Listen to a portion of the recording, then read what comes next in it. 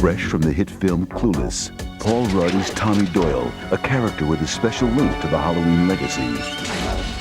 My character, Tommy, comes from the first film. And Jamie Lee Curtis was babysitting this little kid. Tommy Doyle. Tommy Doyle. I was only 8 years old when I saw him. And I was one of the lucky ones. I survived.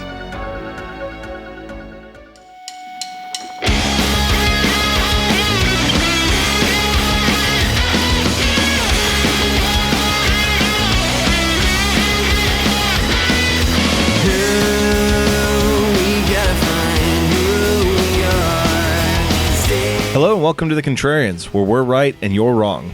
I'm Alex. I'm Julio, and thank you for listening. If you like what you hear, head over to Apple Podcasts to subscribe and leave us a 5-star review. Help promote the algorithm and spread the word. You can also find us on SoundCloud to subscribe and review, and don't forget to visit our main website, wearethecontrarians.com. Follow us on Twitter at Contrarian Prime, and to like us on Facebook, visit facebook.com/Contrarian Prime. And if you have the willpower to keep up with our pretentious ramblings, you can follow us individually at Contrarian Alex for myself and at Ovnio for Julio. That's OVNIO. Now, time for the podcast.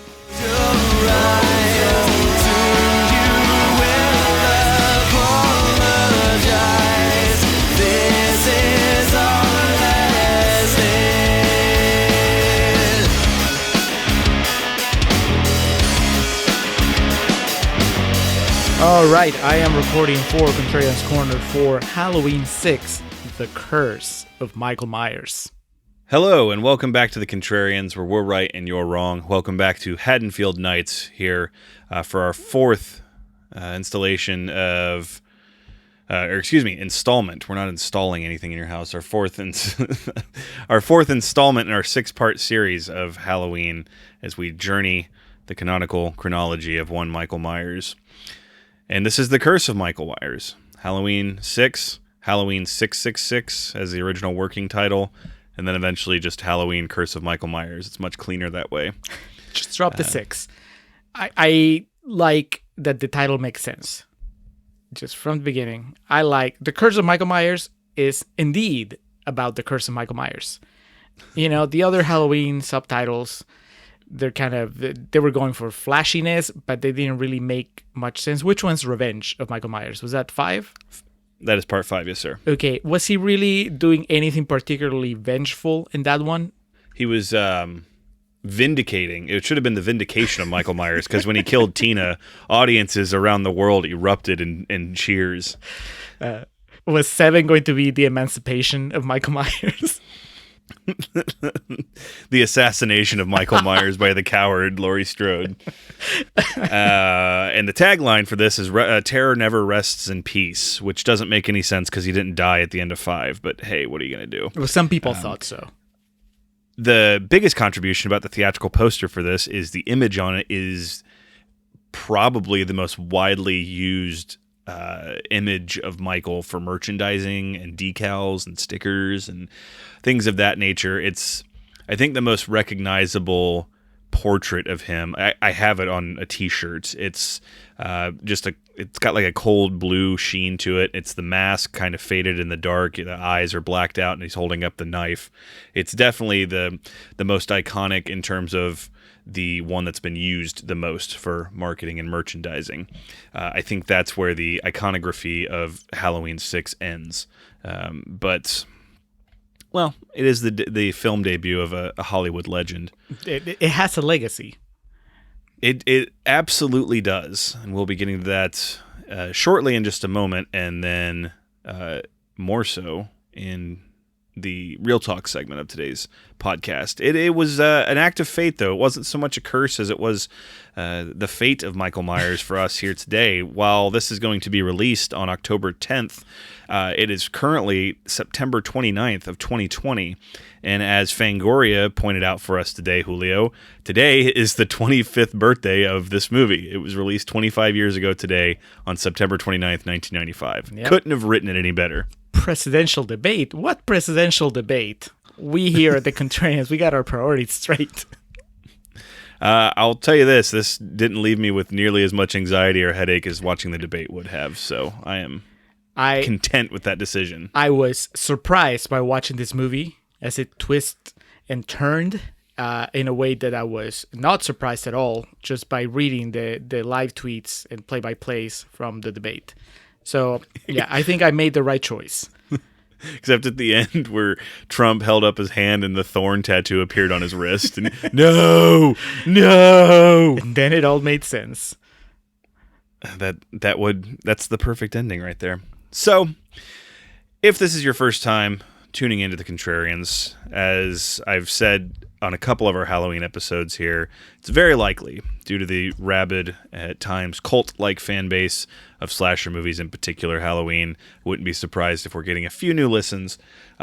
Much like Halloween 3, this one has amongst the most devout and hardcore audience in the franchise, so we may be picking up a few listeners. So if this is your first time, thank you for joining us. If you're a returning listener, much appreciated as always. Allow us a moment here while we explain what we do here on this podcast to any and all potential new listeners. Here on The Contrarians, we like to rage against the Rotten Tomatoes machine, as we say. We seek out a movie on Rotten Tomatoes that is highly rated, oftentimes known as certified fresh, and make a case for maybe why it should be taken down a few pegs. On the other side of that coin, find a movie that's, we usually aim for about 30% and below, one of those nasty green splotches known as rotten, and, kind of point out its positive merit. Regardless of how we feel about it, we make a case for, what might be good about it. Being that Halloween, The Curse of Michael Myers is at 9%. We will definitely it does qualify. It qualifies as rotten, and we will be speaking to maybe the positive aspects of it and of Paul Rudd's acting debut. I think that will be a constant throughout the entire episode, not just Contrarians Corner. Safe bet. And Julio, what do we do in the second portion of this show? Well, once we're done pretending to be positive about Halloween 6 and Contrarians Corner, we will switch into real talk where we will be real about Halloween 6. And honestly, I don't know, Alex, we've talked about it quite a bit, but I don't know how you really feel as far as, I kind of get a feeling you don't think it's a good movie. More than a feeling. I know you don't think it's a good movie. But as Boston would say, it is more than a feeling. Yeah, but I don't know exactly where you rank it. I heard you talk about just recently, in the past few episodes, I've heard you talk about Rob Zombie's Halloween and Season of the Witch as movies that I don't think you consider great movies, but movies that you can see some good things about it. And I'm curious if the same thing is going to happen with Halloween 6. And I've been pretty coy about my feelings. I just watched this movie for the first time. And I think the only thing I told you was I texted you that this was Dr. Loomis's slogan.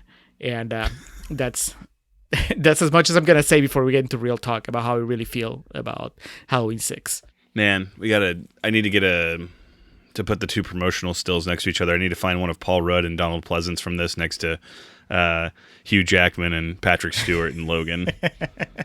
The crossover we never knew we needed. I think the second portion of this will lend itself to some interesting discussion. And also I'm curious how you feel about it, because on I think it was the original Halloween episode we did, you had mentioned about wanting some potentially convoluted backstory to the reason Michael is the way he is. So trust me, it doesn't get any more convoluted than in this movie. So we'll see how you feel about that. Be careful what you wish for. So previously on X-Men, as my favorite Saturday morning cartoon would say, previously in Haddonfield, Michael Myers killed his sister in the early 60s and then 15 years later freed himself to become go on a murderous rampage where he hunted Laurie Strode, who we found out in Halloween 2 was in fact his sister, who went up for adoption after he killed her, I guess it would have been her older sister. Literally where Halloween 1 ends is where we pick up, and Jamie Lee Curtis rocks just this sub-SNL level wig for the entire movie, and Michael just is after her, and he runs roughshod on the hospital, killing everybody inside until, of course, Donald Pleasance makes the ultimate sacrifice, dropping the iconic all-time line of the horror franchise, and "It's time, Michael," and blows himself and Michael up, or so we think. 2 was also the first one to introduce the idea of, as they say repeatedly, Sam Hain, correctly pronounced Samhain, and the idea that Michael is associated with this darker, more cosmic meaning in the idea of, Halloween and being a cursed night and taking it to the old pagan rituals. Halloween 3, as we covered in our last episode, took us just completely off in another direction. If you want to know our thoughts on it, we had a really good time recording that episode, so just go back, listen to our Halloween 3 Season the Witch episode. Halloween 4, The Return of Michael Myers. Boy, did it bring home the bacon when Michael graced the silver screen again. Michael returns to Haddonfield after surviving being blown apart, as does Dr. Loomis. Fortunately, Dr. Loomis doesn't get quite the Harvey Dent. He just has he's like quarter face. He has like half of his face covered in scars. Michael returns to Haddonfield to hunt down his paternal niece, who I guess at some point Laurie Strode had a daughter. Her name is Jamie Lloyd. She was adopted by a local family in Haddonfield. Michael comes back to reclaim his only known blood relative and basically kill anyone that gets in the way. He is killed by the townspeople in that movie, or so we think. He's whisked away at the end of the movie down a mine shaft, down a creek bed somewhere in Haddonfield where some fucking witch doctor brings him back to life. And although 4 ends on an interesting, promising note of Jamie Lloyd potentially becoming the new killer in the franchise, we find out that she, in fact, was just so traumatized by the happenings of that night that she's essentially a mute and is living in a mental institution for children. So Michael returns to curse, stalk, kill anything that gets in his way in Haddonfield. Eventually this leads to Jamie and Michael having a moment together, and we see Michael unmask for not the first but second time in the franchise. And she lures him away, and the local police of Haddonfield apprehend Michael and take him to the Slammer. He's only to be bailed out by a mysterious man in black, a dude wearing a black trench coat, boots and spurs, and a cowboy hat for some fucking reason. And that brings us up to where we are. Do you think I did an all right job of catching us up to speed? I mean, you did about as good a job as you could, I think, following a thread that's not really particularly connected. So, it is important, paramount, monolithic even, statuesque that we point out that for this episode, we will be discussing the producer's cut. Obviously, the most controversial installment in the Halloween franchise due to the, we talked about the differences between Rob Zombie's director's cut and theatrical version. These are night and day. We also, both in preparation, watched the James A. Janice, hosts an online show on YouTube known as Dead Meat. He did a cut comparison of these. I've seen both versions. Julio just seeing the producer's cut, but he was able to watch that to see that these movies differ significantly. So I own the Blu-ray, the single Blu-ray release of the producer's cut. And Julio, did you watch this one on Amazon? Yes. Amazon, which had both options. I thought at first that it only had the producer's cut, but no, I could actually pick which one I wanted. Okay. I went producer's cut because that's what we had agreed on, and also because if I'm going to pay for a Halloween movie, I'm going to pay for the longest one. I want as much bang for my buck as I can buy. See, the thing is, we did the difference with the Rob Zombie director's cut, and really there's only like 2 big differences in there, but the story is the same. With this, it would have been tonight's presidential debate. We just would have been yelling over each other, trying to make sense of each other's version. So, but with that being said, we're going to go to what the critics said about the theatrical one, because that's what we're looking into. The producer's cut was a long sought-after project, and many bootlegs were sold until we finally got a proper release. But when this was released theatrically, the Weinsteins got to have their cake and eat it too with this movie, as they were able to get exactly what they wanted from it and pull out what they wanted from it. But we will be talking about the producer's cut, which is slightly better received amongst fans and critics alike. But Julio, when this thing dropped, September 29th of 1995, what were the critics saying about it? All right, I got 3 rotten quotes from the Rotten Tomatoes website, starting with Steve Newton from Georgia Strait, who says, "I would say everybody associated with this film, from unrelenting series producer Mustafa Akkad on down, could do with a good checkup." Tim Brayton from Antagony and Ecstasy. "The series is nadir, nothing but a delivery system for murder and half glimpses of naked women." I mean, I was going to bring it up during Contrarians Corner, might as well bring it up now.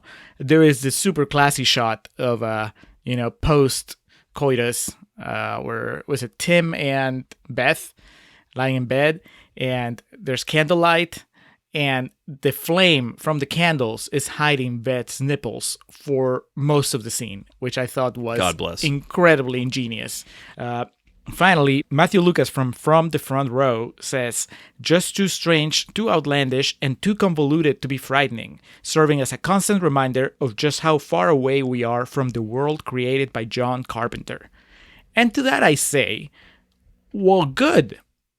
We are 5 movies removed from John Carpenter's Halloween. We should be somewhere else. Got to try something new eventually. Yeah, I mean, I'm sorry, if Halloween 6 was just the same shit as the first movie, then what's the point? That is a cash grab. I'm actually happy. I welcome a sequel that goes in a new direction. Well, a new direction it went in. Even though this has Michael Myers in it, I would argue this goes even more off the beaten track than Halloween 3 does. But it does take us back to Haddonfield, and we open with, I mean, we got to get to it. It's not even the elephant in the room. It's it's the coup de grace. It's the wedding cake. It's the McDonald's French fries. It's something everyone knows we have in the bag, and we got to take out. It's fucking Paul Rudd's theatrical debut. Starring and introducing, or introducing and starring. I don't know, but he gets both. He does, and he just gets Paul Rudd in the producer's cut, but as Julio and I were discussing the theatrical cut, they introduce him as Paul Stephen Rudd, which I'm glad he kind of ditched that, because Paul Rudd's one of the easier, more memorable names. But he's here. He's not quite here yet, but he does get the introducing credit, and we'll get to him shortly, but he's obviously the man of the hour in this. We see who we leave off at part 5. We see flashbacks to it where Jamie and fucking I don't know if you caught this, I laughed so hard at the visual of it. We see these dudes, the druids, or who we later find out are members of this cult, the Thorn. They're taking Michael out of the prison, and they're like hauling him, and he's got his hands and ankles handcuffed together, and he's still got the fucking mask on, and they're just hobbling him into the back of like this slammer, and the visual of it tickled me pink, and it looks like he's being kidnapped, which is crazy. Exactly.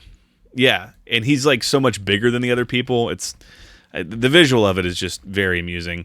But there is, of course, Jamie Lloyd, Danielle Harris is there, and she's taken captive also. Unfortunately, and we'll kind of talk to this in the second portion of the podcast, Real Talk, Danielle Harris not reprising her role as Jamie Lloyd here. We have, to me, an unknown actress in J.C. Brandy playing Jamie Lloyd, and she's in a bunker somewhere. It looks like they're on the set of Legends of the Hidden Temple, and it's clear that she's in labor, and she eventually gives birth to a baby that is taken by the Man in Black, the last figure that we saw from Halloween 5. Just based on the setting already, you can tell this is not going to be your grandpa's Halloween. It's not even your older brother's Halloween.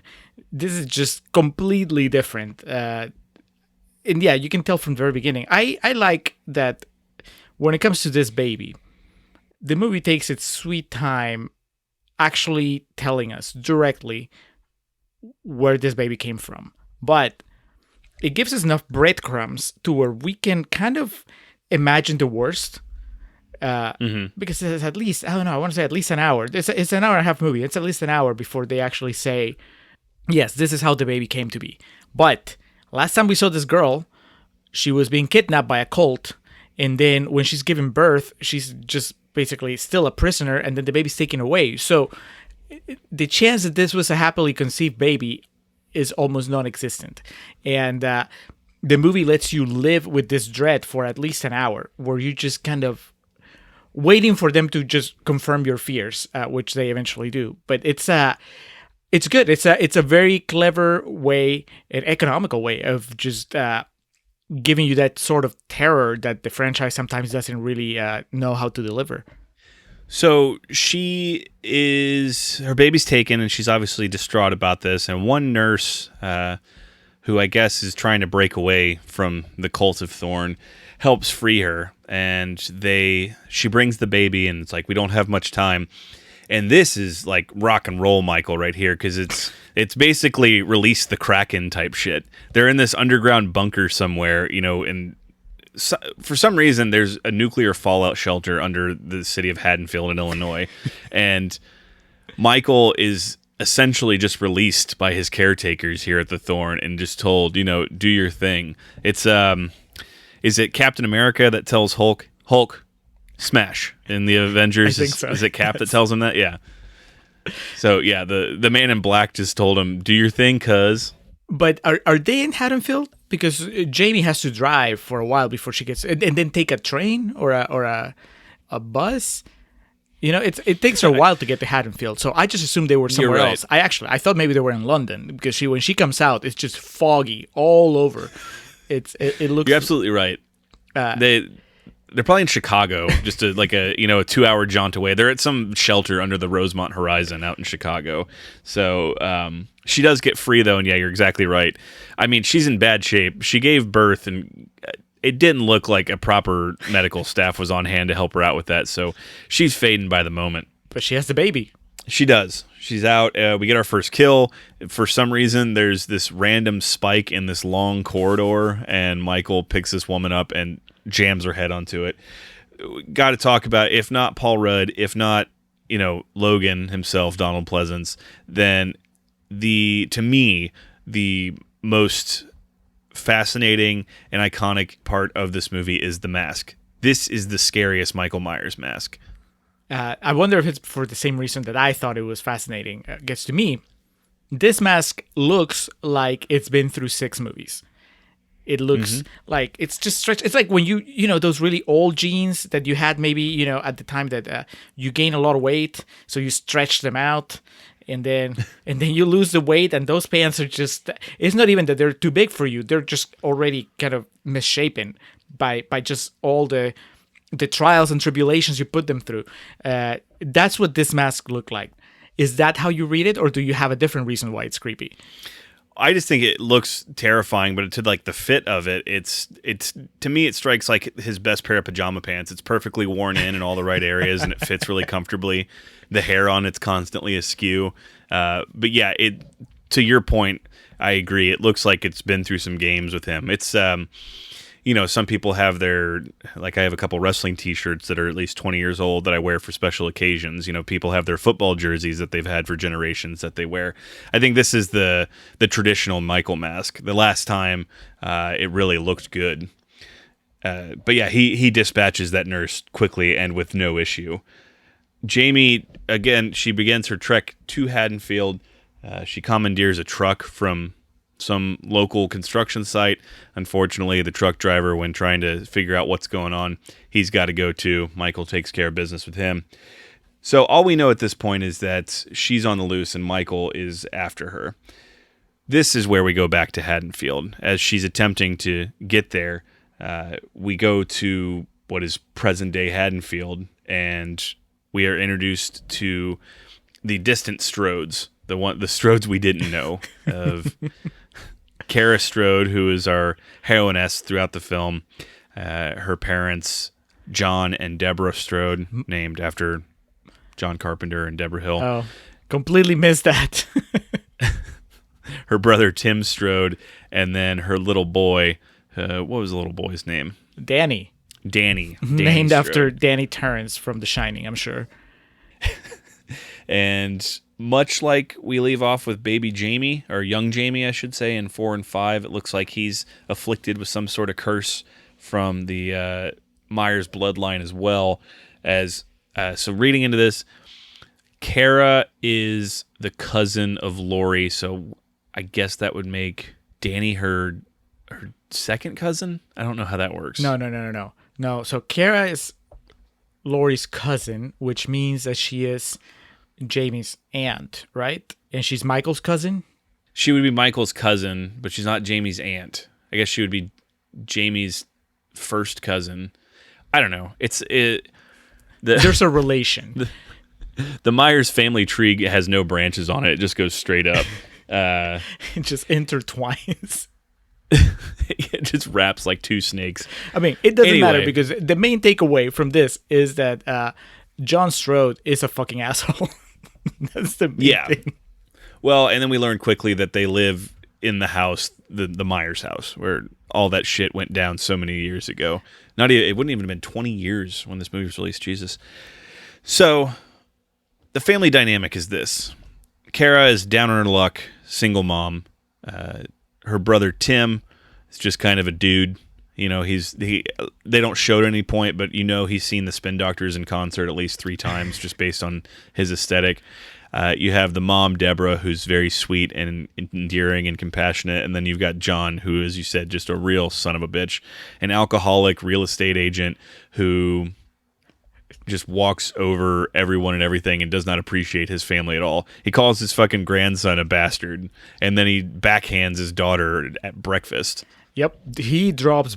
I mean, not that it matters, but he draws blood. The backhand would be bad no matter what, but the fact that he draws blood just seems to really punctuate that. And in a movie, it reminded me a little bit of the Rob Zombie Halloween, which obviously we can't escape 4 movies into Haddonfield Nights, but that movie played with the idea that Michael is not the only monster in the franchise, and that's again in play here. I, not having seen a couple of the Halloween movies that are to come, I would like to nominate this guy, John Strode, as probably the most hateable character in the franchise, excluding the Rob Zombie entries, who are just, you know, pools of hatred on their own. But this guy is just the worst, and kind of by association, his wife, Deborah Strode, she ends up looking like Patricia Arquette in Boyhood. You know, it's like, come on, why are you still married to this guy? Why aren't you putting a stop to just the way he's abusing the entire family? It was worse. That whole scene with the family was much more disturbing than Michael killing the 2 people we've seen him kill so far. So it leads to Kara and Tim's girlfriend, I believe Beth. Yeah, Beth plays the girlfriend. They all go to school together, I guess at the Haddonfield Community College. She parts with Danny for the day and says, you know, Grandpa didn't really hurt me, right? And her fucking nose is still bleeding. But they drive down the street there in Haddonfield, and they see next door, living to them, we get introduced to Paul Rudd, who's standing in a full body window, just staring ominously out into the street. We find out that he is playing the character of Tommy Doyle.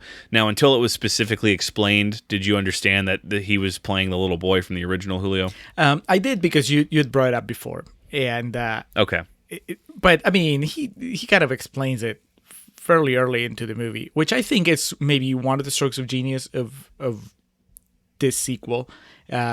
Because honestly, would anybody have expected that sort of I don't know, surprise, not even cameo, but, you know, just surprise resurgence of a character? We haven't seen this character, this kid, since the first Halloween. And over there, it's not like he was one of the main characters. He was just kind of like the kid that she was babysitting.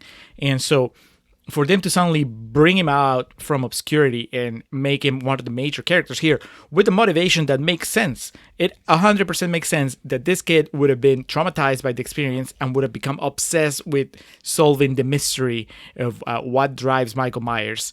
I think that's great that they turned this into a Tommy Doyle story, a Paul Rudd vehicle, and sort of a passing of the torch between Loomis and him. It's just probably my favorite aspect of the movie.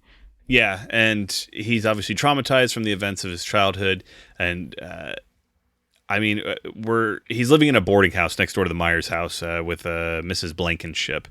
And again, here we are. We've arrived at the main event already with Paul Rudd making his film debut. I believe that, yes, this was filmed before Clueless, which obviously Clueless was his big breakout movie. But he's here. He looks like Paul Rudd. Honestly, he looks exactly the same now. Yep. But what we will find in this movie is that he is acting with a capital ACTING. He's here to make a debut and to make an impression. He's intense in a way that I've never seen Paul Rudd be. And the filmmakers know what they have. I think that has to be the joy of discovering a performer. I think we've talked about this before with other instances where, you know, those debuts that just blow everybody's minds. And here, they kind of have to have known once they started working with Paul Rudd, it was like, oh, holy shit, this guy, he's going to be around for a long time. And we are just showing him to the world for the first time. Like this is Paul Rudd's party where he was just shown to society, ready to go. His bar mitzvah. Yeah, might as well be. But yeah, the camera loves him. I mean, there's these close-ups of his face, his eternally youthful face, and just the way that he's just staring down at the camera, staring out the window. It just, even before they reveal who he is and what his connection is to Michael Myers, you just know that there's something going on with this guy, and you just can't wait to find out what it is. So he is listening to a local shock jock in the Haddonfield area named Barry Sims. I have him as Joe Rogan on my notes.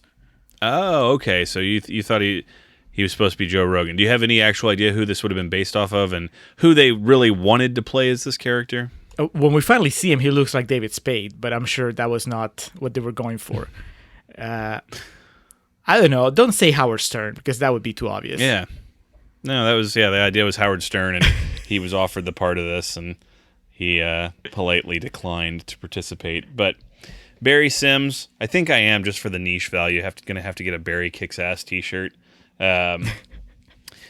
He's the local, famous radio host, shock jock, punk. I'm trying to think of the other words that are used to describe him. And he's like the conscience, though, of Haddonfield. He's it's the new era. It's the 90s, damn it. Mm-hmm. So he's here, and everyone listens to him. So Paul Rudd's listening to him. And then we get a cut to Loomis Manor, way out in the middle of fucking nowhere. And this, like, man, I could have used a whole movie of retired Loomis. Yep. He's got this beautiful house, a roaring fireplace, a very elegant and expansive bar. And then we see him, like, typing his memoirs on a typewriter, wearing his glasses at the tip of his nose.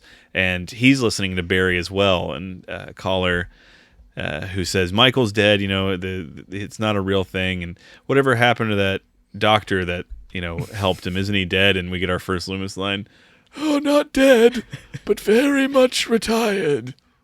It's a calming presence to have Donald Pleasance, to have Sam Loomis himself back in the fold. It's a warm blanket to wrap yourself in these turbulent times, the 90s. Were you surprised? I don't know if you remember the first time you watched this movie. Were you surprised by how much he had aged in it's been 6 years since Halloween 5? He looks old. He looks, I mean, I'm not saying he looks bad, but he looks old. He has a white beard, and he walks like an old man. He walks, he has a walking stick, he has a cane, and his voice sounds like an old person. It feels like once Michael was out of his life, just suddenly everything that he'd been through just hit him all at once, and it just aged him. And it's fascinating. It's a new perspective. It's a new look for the Loomis character, which is great because I think that by the last installment, by 5, we had probably pushed the angle of, oh, how crazy can Loomis go? That had been pushed about as far as you could go. So it's nice to see him now on a different path. Now he's sort of calmed down. He's, writing his memoirs. He's not 100% moved on from the craziness of Michael Myers, but he's sort of, he's found a peace that he didn't have in the past few movies, which of course makes it the most heartbreaking when he has to come out of retirement, especially because if you've watched a fair amount of movies, if you know the tropes, you kind of get the feeling from that very first shot that this is it for the Loomis character. This is our goodbye to him. Now, do you remember getting that feeling, Alex, or were you just young and excited and just couldn't wait to see what Dr. Loomis, how much ass he was going to kick in this movie? I was more concerned about how much ass he was going to get, because I mean he's definitely a silver fox here. No, I definitely, thought it was the end for him. And every time I watch this now, because of course Loomis, Donald Pleasance, did pass before this movie was released, and every time I see him, it looks like he's there to finish the mission, and he performs it like it's a goodbye. It's all very endearing. If nothing else in this movie will catch your heart, it is definitely this final portrayal of Loomis. Yep. So he is joined at his manor by Dr. Terrence Wynn, played by Mitchell Ryan, who I'm not sure if you know this character, Julio. Dr. Terrence Wynn he was the head of Smith's Grove. Udo Kier played him in the Rob Zombie version. So he was the guy who ran the institution, and Loomis was all livid at when Michael escaped. And he's there to ask Loomis to come back to work, because I guess he's stepping aside and he wants Loomis to take over the reins. So we have that introduced into the fray. While this is happening, while this huge potential opportunity for Loomis is introduced, Jamie, who's now made it to a train station somewhere outside of Haddonfield, calls in. She can't get any emergency personnel on the phone, but she is able to get in touch with Barry. And she calls in and says, "Hi, my name is Jamie Lloyd. Michael Myers is after me." They don't take her seriously. I think they cut her line. But obviously this catches the ire and attention of both Tommy Doyle and Loomis. Begin freaking out about what's going on. Back at the actual train station, when she gets cut off, Michael enters, chases her. She makes the wise decision of hiding the baby, because it becomes clear that's what Michael's after. But we don't know that. That's one of the things that makes that switcheroo so awesome. You think that she's being a shitty mom, because at one point, she's running, and then at some point she's running without the baby, and you're like, holy shit, she just dumped the baby.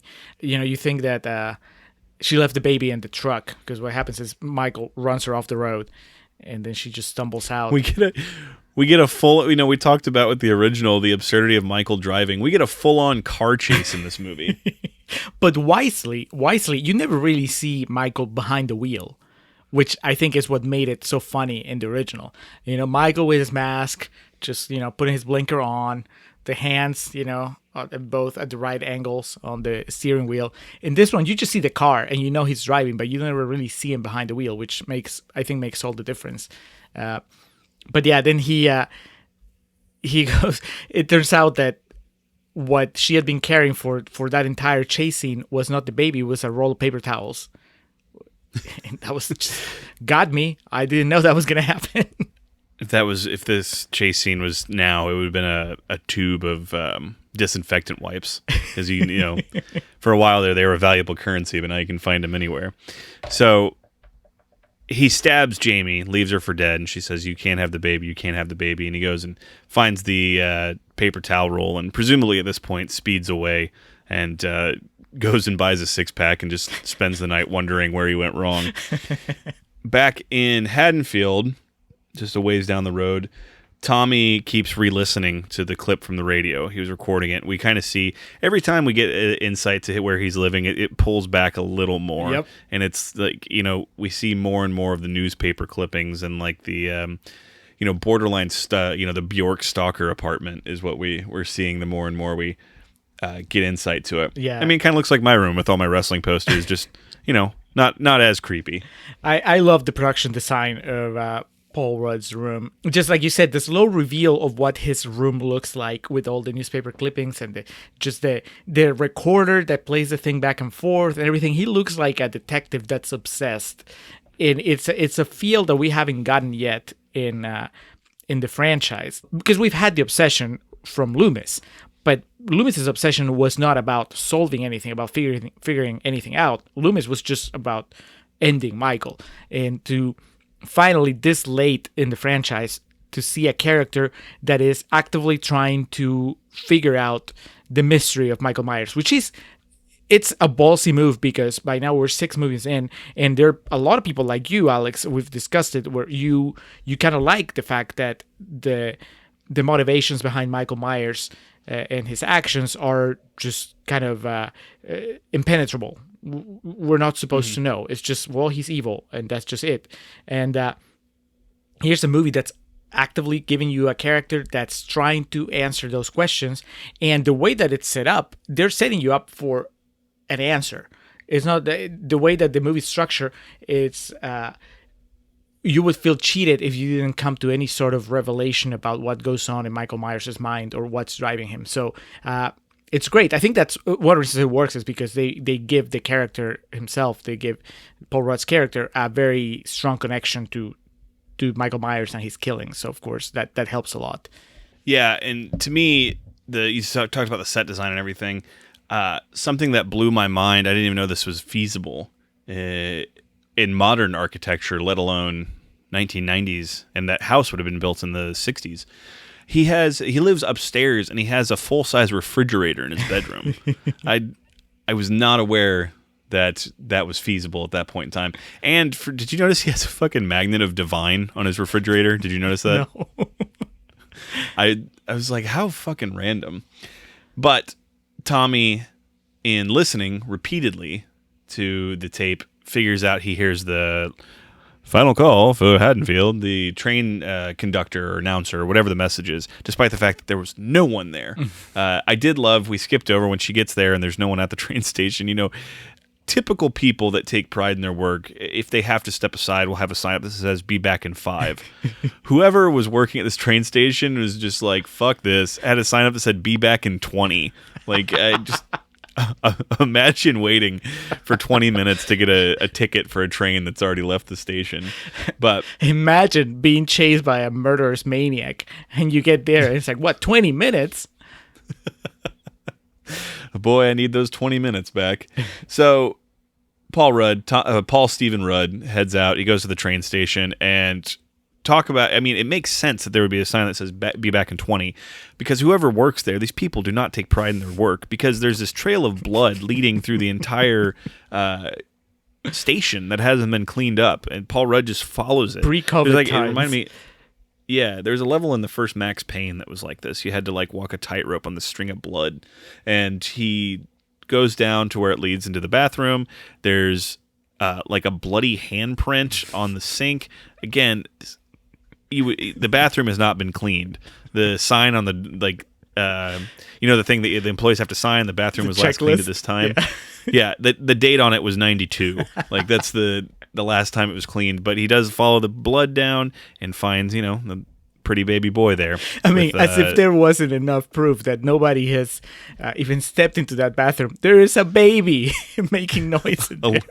A living child with a thorn symbol drawn in blood on his chest. So Paul Rudd picks it up and just... Actually, do you think that maybe the janitor on duty walked in and he's like, fuck, I don't want to clean blood, and then they heard the baby and I'm like, nope, I'm not even going to initial this. I'm going to just pretend that I didn't even know there was an abandoned baby in here. We need to see that character just kind of creaks open the little cabinet there and sees it and just leaves for the day. He's like, fuck this. Back in 20. Back in 20. Paul Rudd picks up the baby. He kind of holds it like I hold a baby, kind of like, what do I do with this? He holds it kind of like a cactus that he's holding horizontally. He's just like, okay, here's this thing. And he takes it with him, though. But he knows this baby belongs to Jamie is the important thing. He's pieced this all together in his head. So he takes it, and he's going to give it a safe home. Cut to, speaking of Jamie, we see her, she's still living. And so she's being taken off by medical personnel to the local hospital. Loomis is there on the scene, and, oh, Jamie. And Michael, I guess after he got so frustrated they didn't have the baby, they're in a barn somewhere with a bunch of hay that he just burned the thorn symbol into the side. I mean, it's impressive considering the way hay burns. You can't really sear something into it unless you have a very specific brand. And, I mean... his craftsmanship, was something to behold. He got upgraded. Now he has a calling card. In my notes, actually, I got kind of carried away and I drew a thorn symbol in my notes. That's how you know you're a true fan. I already made the reference to the Marvel franchise a bit earlier, so why not keep it going? You've got Iron Man fighting Captain America. I think a more... apropos comparison would be from an acting perspective, the embodiment of Thor hitting Captain America's shield with his hammer is when the Rudd met the Loomis. Yep. And in the next scene, we go to the hospital where Jamie's been transported to, where obviously Loomis is there to kind of keep an eye on her. And Paul Rudd shows up, and this is my Oscar clip for Paul Rudd when he yells at the nurse. He says, I need to see a doctor. And she's like, what's wrong? He's like, it's my baby. There's been an accident. And she says, what accident? Just give me a doctor. And then he makes this face like he's going to start crying at her. It's absolutely wonderful. Give me a fucking magic marker.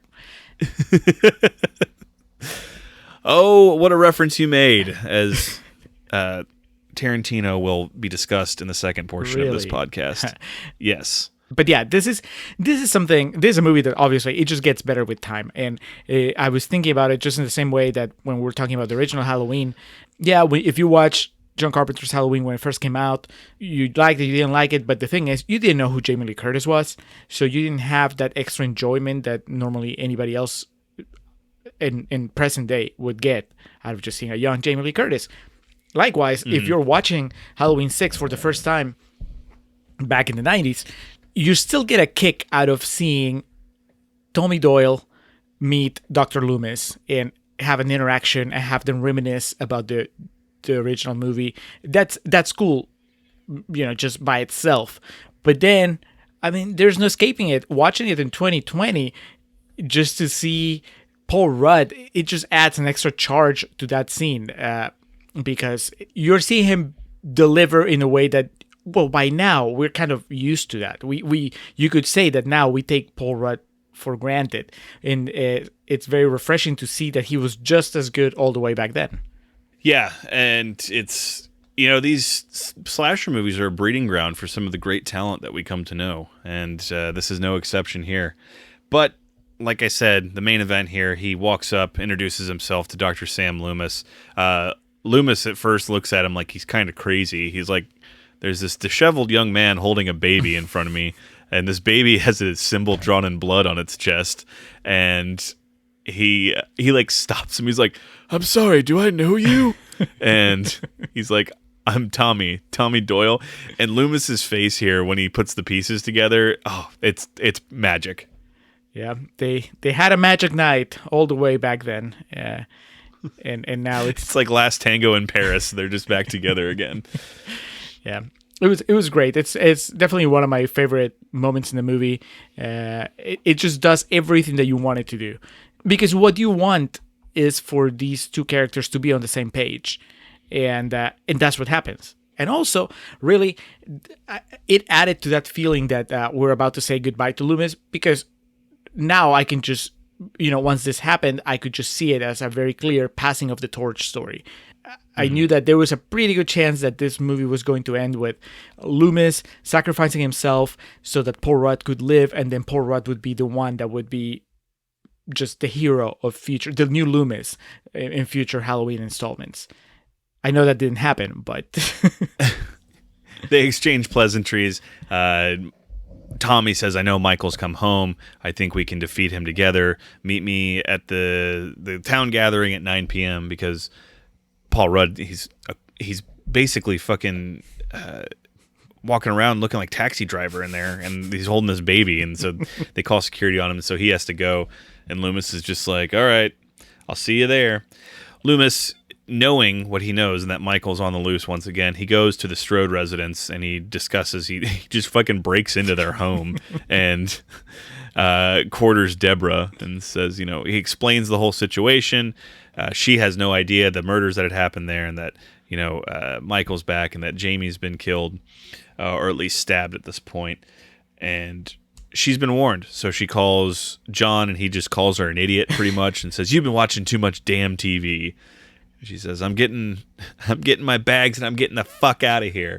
And so she packs up to go, and then we get, I don't know why, if I ever went to a quote along of this movie, it would be the scene I look most forward to when Bradford English, he reaches into his desk and pulls out his bottle of scotch or whatever he has, and then he reaches in and pulls out like fucking Kara, what's the actress's name? Marianne Hagen. Her fucking, it looks like one of her headshots, or one of her pictures to show her range.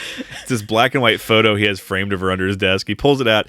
He pours a glass of scotch, takes a drink, looks at the picture again, and then he goes, "Happy Halloween, little girl." And then he smashes back the rest of his drink. It's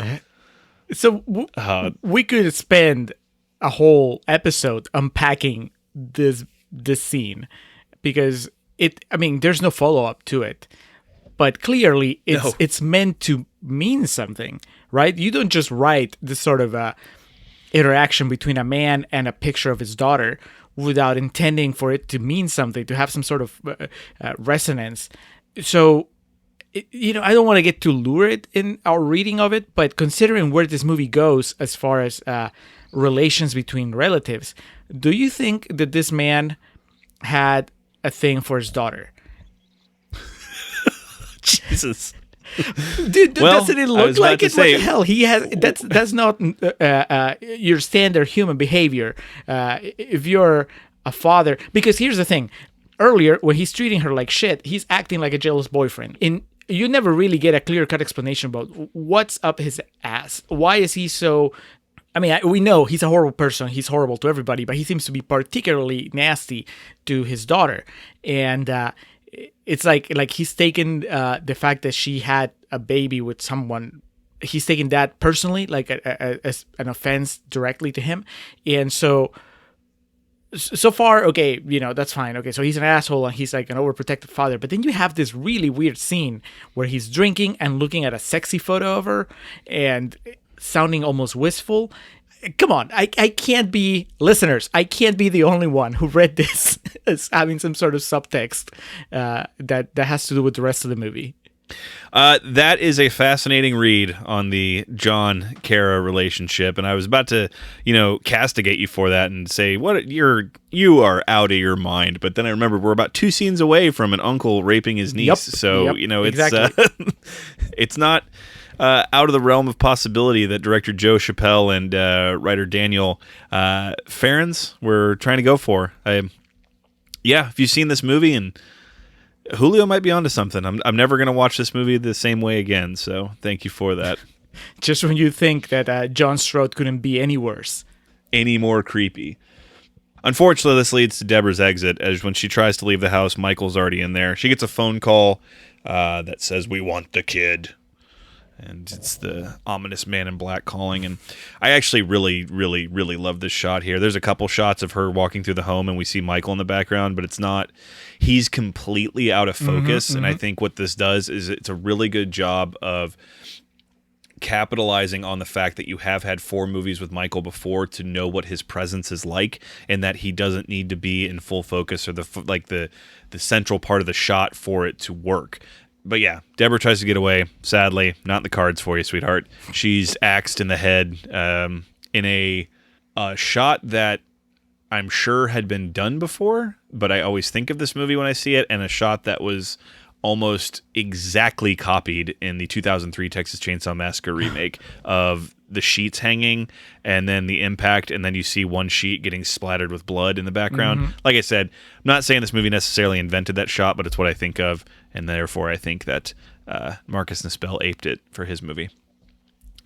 So Deborah's gone for. Paul Rudd is wandering around with his baby still.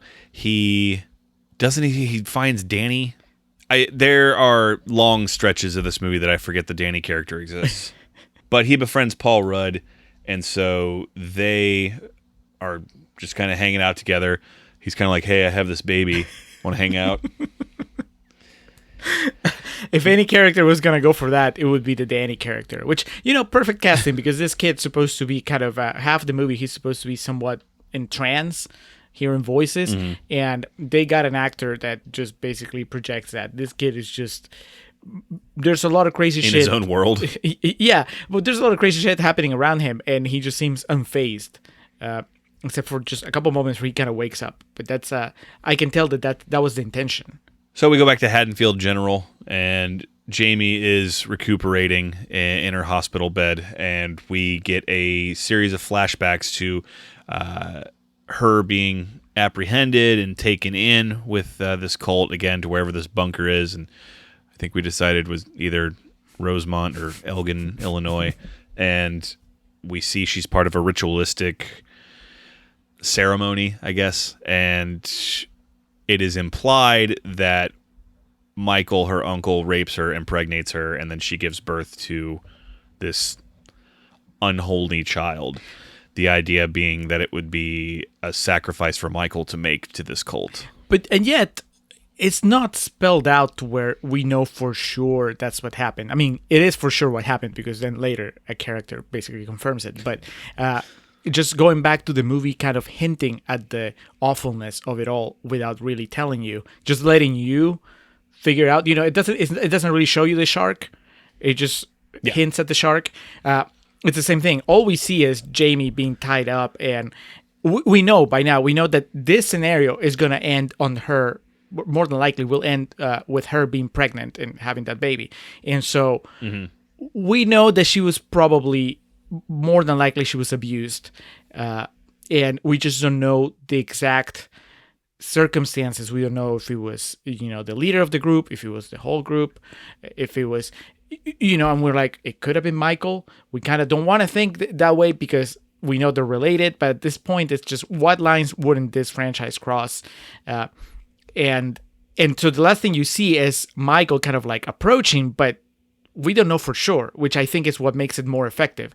The movie still is not letting us off the hook with a clear and concrete answer. It's still going to let us wonder what the hell happened for another 20 minutes or so, which makes it worse than if they just told us. Yeah. And again, as we have explicitly seen and can categorically confirm, there have been other directors of this franchise that would not be so gentle about this. And restrained. So restrained, yeah, and leave things up to implications. They would spell it out for you directly. And it does. It's a really, really, really fucked up scenario, and off-putting is a very mild word or term for it. But it's done in a way that, as a viewer, you're not left feeling dirty afterwards. Yeah. I mean, poor Jamie, though, just she has it rough in this franchise. I don't think even Newt in Aliens gets as rough a treatment as Jamie does over the 3 movies that she's in. And unfortunately, that it's the end of the road for Jamie. She made it a lot longer in the producer's cut than she did in the theatrical one, but we come back from her, I guess, a dream sequence, and there is a silenced pistol pointed to her head, and you hear the man in black say, "Your work is done," or something to the effect, "You're no longer needed," something like that, and shoots her in the head, sadly. That, of course, lends itself to Loomis the next day coming in, and he obviously has felt that he's failed Jamie, which he has, because she's dead. But the doctor spells out, hey, when we did, surgery on her, which also, when they show the clips of them doing surgery, they pull the knife out of her while she's on the operating table. Like, you think that would have been done at the crime scene or something. It looks like it looks like they opened her up and then they pulled the knife from inside. Like the knife was all the way in her stomach. This doesn't belong here. But they're like, hey, her uterus was hemorrhaging, and there was placenta still on there, and Loomis, he's putting it all together now. He's like, oh, now I understand why that strange young man was carrying around that baby. And this doctor wins the, I guess, I don't know, the most, like, the ridiculous award in the movie, because he says, that her uterus was hemorrhaging, and we found this, and he shows them like a vial, and they'll look like, how are they supposed to know what that is? And then he's like, it's a placenta, or it's placenta fluid. That is true. He just kind of pulls it out like it's a fucking Snickers bar that he's showing off. We found this. And then, of course, conspicuously, Dr. Terrence Wynn, Mitchell Ryan's like, well, where's the goddamn baby? And Loomis, of course, well, I may know.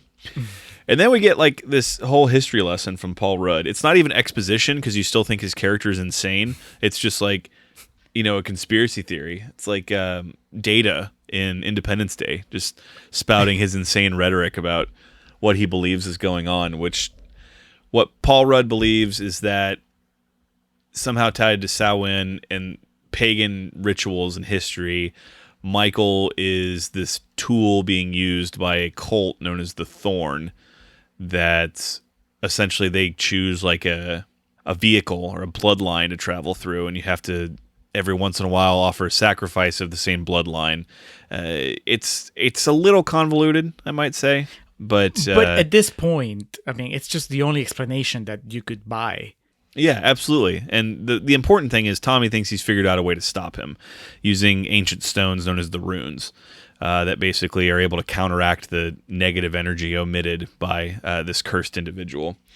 But the idea is, if he doesn't kill the baby, if he doesn't sacrifice, his son nephew, then it's the curse is going to be passed on to someone else. Now, this is also tied in with the constellation of Thorn, which is on it has the same image as the tattoos that Michael has and some of the other people have. It's a whopper of an explanation. It's what we at this point, like I said, just what else could you do? It's what we deserved. You can only keep the mystery going for so long. Just like you could only keep Loomis getting crazier and crazier for so long. At some point, 6 movies in, you just need to bite the bullet and give us an explanation. And I appreciate that this movie, in yet another attempt at just breaking free from the expectations, the normal expectations you would have from the franchise, it just goes balls out crazy. And it's talking about constellations and stars and magic and runes and rituals and cults. And it's just thank you, because this is how you pay off the cliffhanger and the hints that they put throughout part 5. Right? If at this point they had come up with a very mundane explanation as to why Michael Myers is the way he is, or they had just kind of backpedaled and not given us any explanation at all, I would have felt cheated. This is just the only logical conclusion, and they 100% commit to it. So I liked it. I was a big fan. Yeah, it's definitely... There's no way to not respect this, of just like, we've gotten this far and then the explanation is that really it's this insanely convoluted thing. You know, evil at birth is not real. there's this cult that's going to infiltrate your mind and use you as this destructive vehicle. I keep using the term vehicle, but I'm trying to think of like it's an entity. And, you know, eventually we find out the cult or the Thorn believes they're like the guardian angel of Michael, and he's been used to fulfill their needs. It's something else. So back in the real world, back in Haddonfield, Barry, every time I wrote his name down in my notes, I did it all caps, like that wrestler Walter I really like. I don't know why, but like every time they showed his name, it was in all caps. So Barry shows up. It's a fucking Dollar Tree Howard Stern character, and he's really sexist and says, you know, silly, immature things. He finds out that the Myers house is one of the people there, the brother Tim. He finds out that he lives in the Myers house, so he's going to move the show there so they can emanate from the home. But based on the amount of people there and the size of the house, I didn't think it was going to be a good fit. But fortunately, we never find out. Yeah, because he gets in his car and I think he's berating his assistant or something on the phone, and for the star that he thinks he is, he fucking drives himself in a shitty van everywhere. I mean, well, check the ego at the door, man. His van is so shitty, actually, that he gets in the wrong van. He gets in the wrong shitty van, because we see the camera pan after he gets in the car. The camera kind of pans to the side, and then you see that he got into the the Smith's Grove. Yeah, he gets in the Smith's Grove van. Yes, that's right. And that's right. It's great because it also means, you know, that Michael shows up and kills him from inside the van. And so Michael was just hanging out inside the Smith's Grove van. He felt a little nostalgic. Yeah, I guess he thought eventually someone was going to take him home. It was like, this was the agreed upon location. It was like, if you get separated from the group, just find the Smith's Grove van. Just wait for us there. So he kills Barry. He hangs him up in a tree using Halloween lights, and in an extremely metal moment, some little girl's dancing in the blood that's falling down from it and singing a song to herself about how it's raining red. Paul Rudd discovers it and looks up, and this body falls down, and it's obviously chaos at this point. Loomis goes and gets Paul Rudd. They return back to Tommy Doyle's home, thinking the baby's going to be there. All the while this is happening, the situation with Barry, back at the Strode residence, Kara and her son Danny and the baby have been stationed out in fucking Tommy's bunker. But across the street, Tim and his girlfriend Beth, I mean, it's a horror movie after all, so we got to have some coitus in it. They engage and become the beast with two backs. He takes a shower and is killed. He's got his throat slit by Michael. She calls over to the house. Beth answers, Kara being she, and explains, you got to get the fuck out of there. And unfortunately, because she doesn't question at all the fact that Tommy has a camera pointed at their house and specifically aimed into the bedrooms. But sadly, she has to watch Beth's untimely demise happen right in front of her eyes. I mean, talk about more expectation defiance here, just going against what you would expect. Because, yes, that's true. It's a slasher movie. It's a Halloween movie. You want some sex, but you don't really see anything in this one. And like I mentioned earlier, you barely see breasts. They're most of the time they're tastefully covered by the flames from the candles, and what you see is really the post sex. And the same thing, you would expect some sort of romance to develop between Kara and Tommy, but that doesn't happen. The movie never gives you time for that. It has more important things to worry about. Because that would have been a very simple explanation, right? Oh, well, she's not concerned about the camera because by now she's learned that Paul Rudd is an okay guy.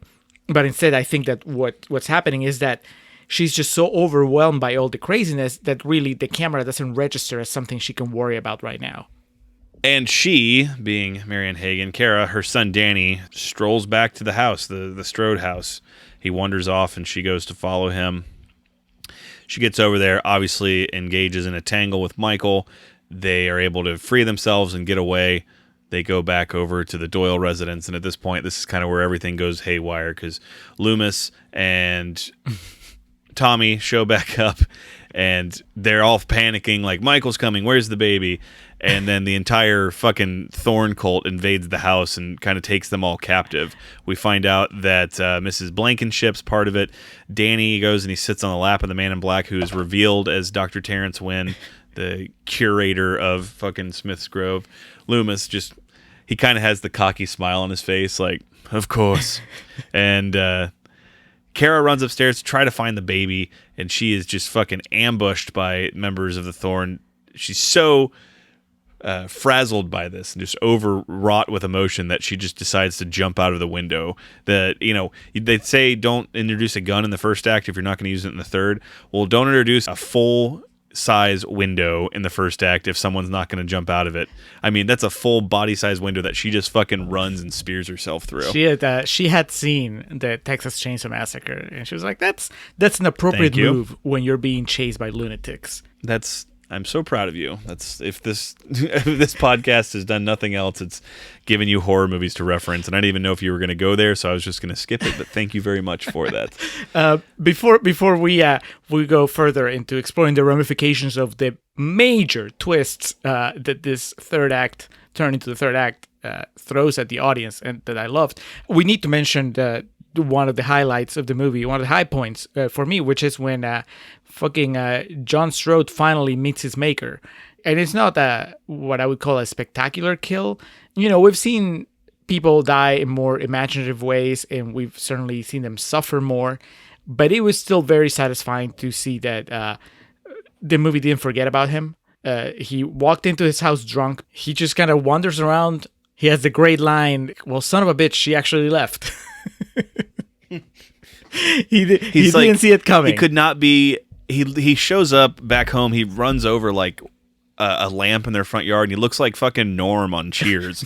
Like part of his shirt's untucked, and thanks for dinner. And I know I skipped over that. My note just says Michael wreaks havoc on the Strodes, and he definitely John Strode gets it here. But out of all the Halloween movies we've watched so far, this might even be more satisfying than Tina getting killed. Yeah.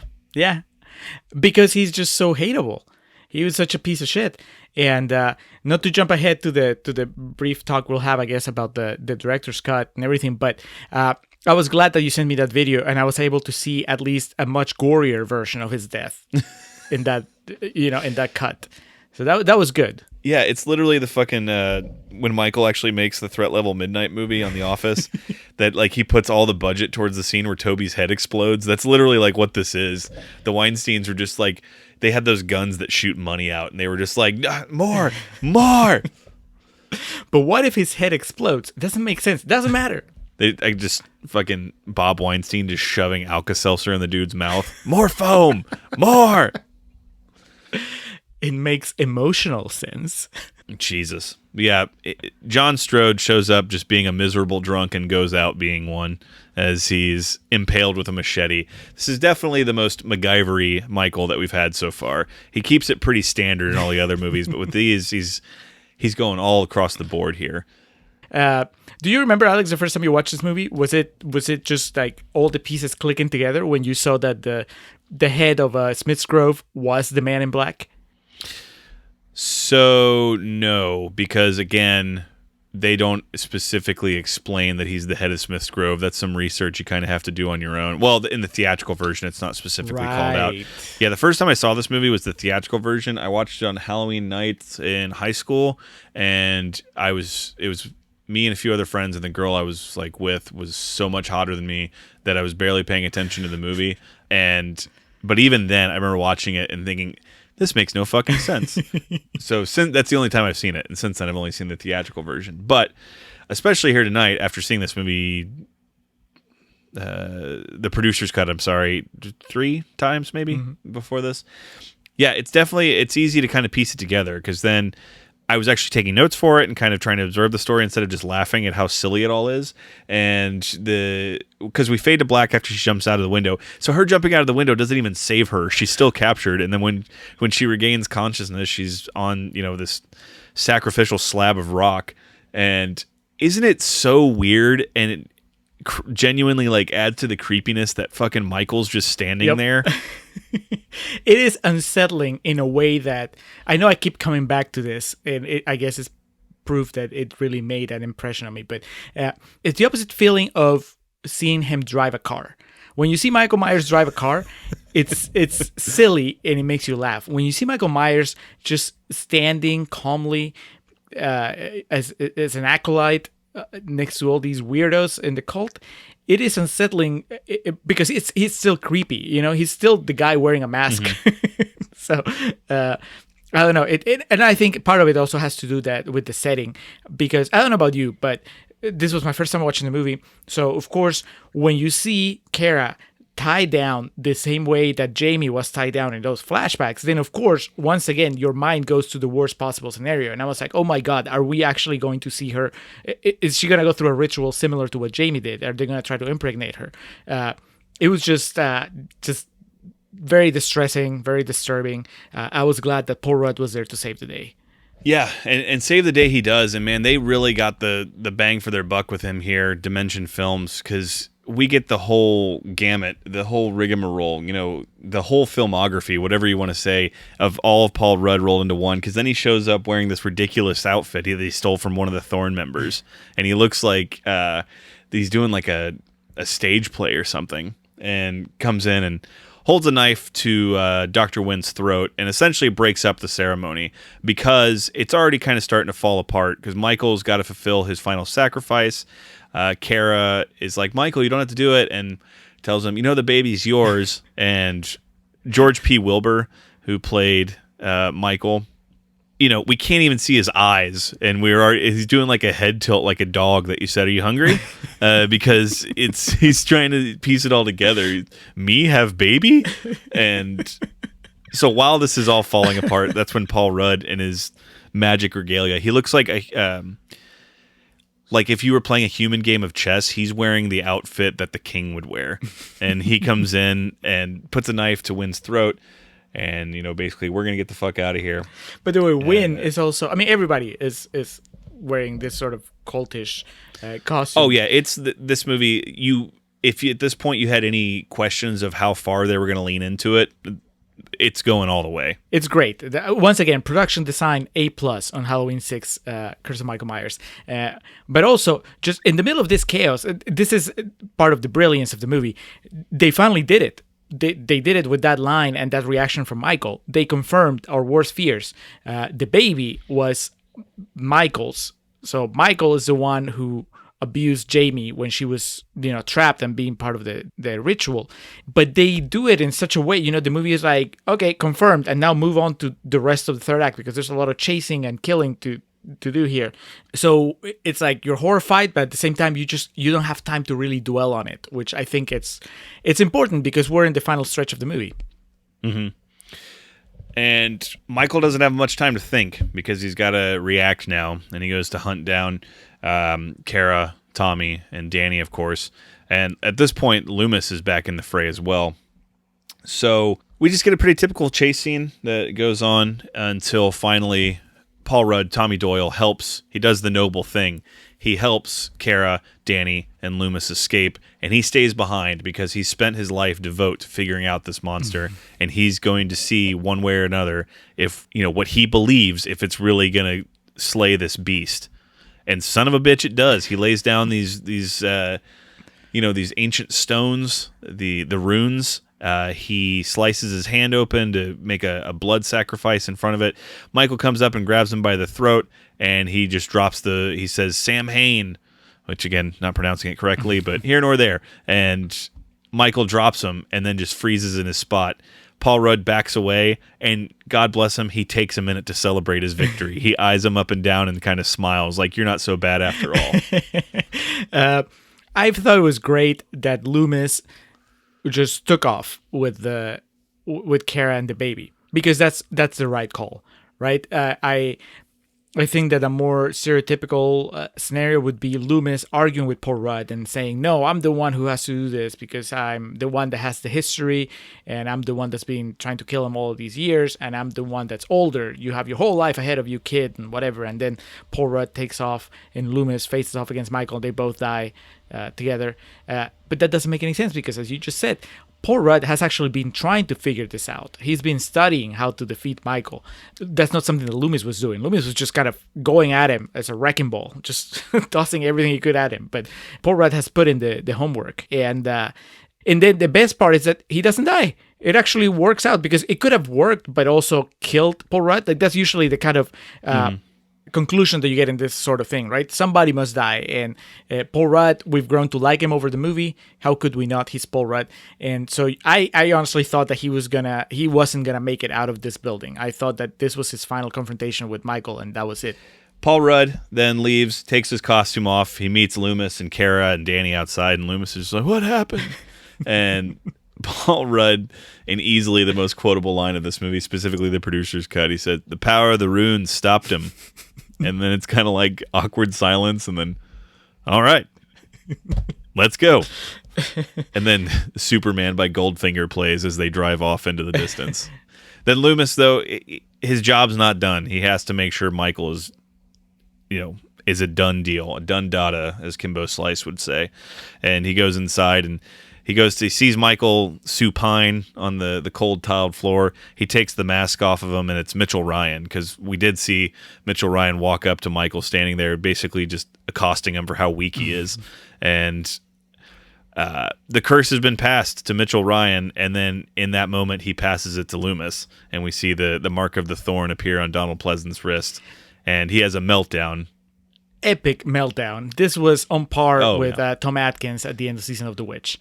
That whole, I'm going to scream at the camera and this is the last you're going to see of me. That was amazing. And it was also far more disturbing than what I expected, because, like I said, I went into this movie, especially once I saw the depiction of Loomis, I assumed this was it. This was going to be the end. And so I expected him to just simply die, sacrifice himself in the fight against Michael Myers. I did not expect him to basically just be trapped into becoming what he was fighting. And it's a damn shame that basically the franchise didn't go further down this road, because obviously, I guess they couldn't have done anything else because Donald Pleasance passed. But can you imagine Halloween 7, that is Donald Pleasance as leader of the Thorn, working alongside Michael to try to kill Paul Rudd and the other survivors? Just evil Pleasance was the only place that the franchise hadn't gone yet, and that would have been awesome. And then we get a shot of Michael making his exit out, presumably into the real world, to be a free man for the first time in his life, as he's decked out in the Man in Black costume. But we confirm it's Michael by showing the classic, almost like combat work boots that he wears. And then we kind of get a small homage to the original, where we just get a few static shots of different parts of the building. We get that shot of Loomis again. No!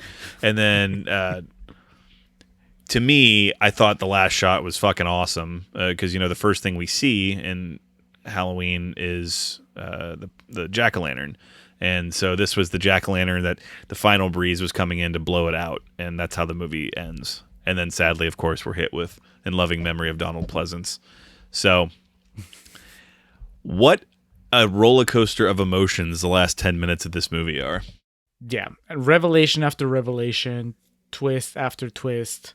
You think that you're heading towards a happy ending, and then it is not at all. I will confess, I did not read that final shot of Michael like you did, even though it makes perfect sense.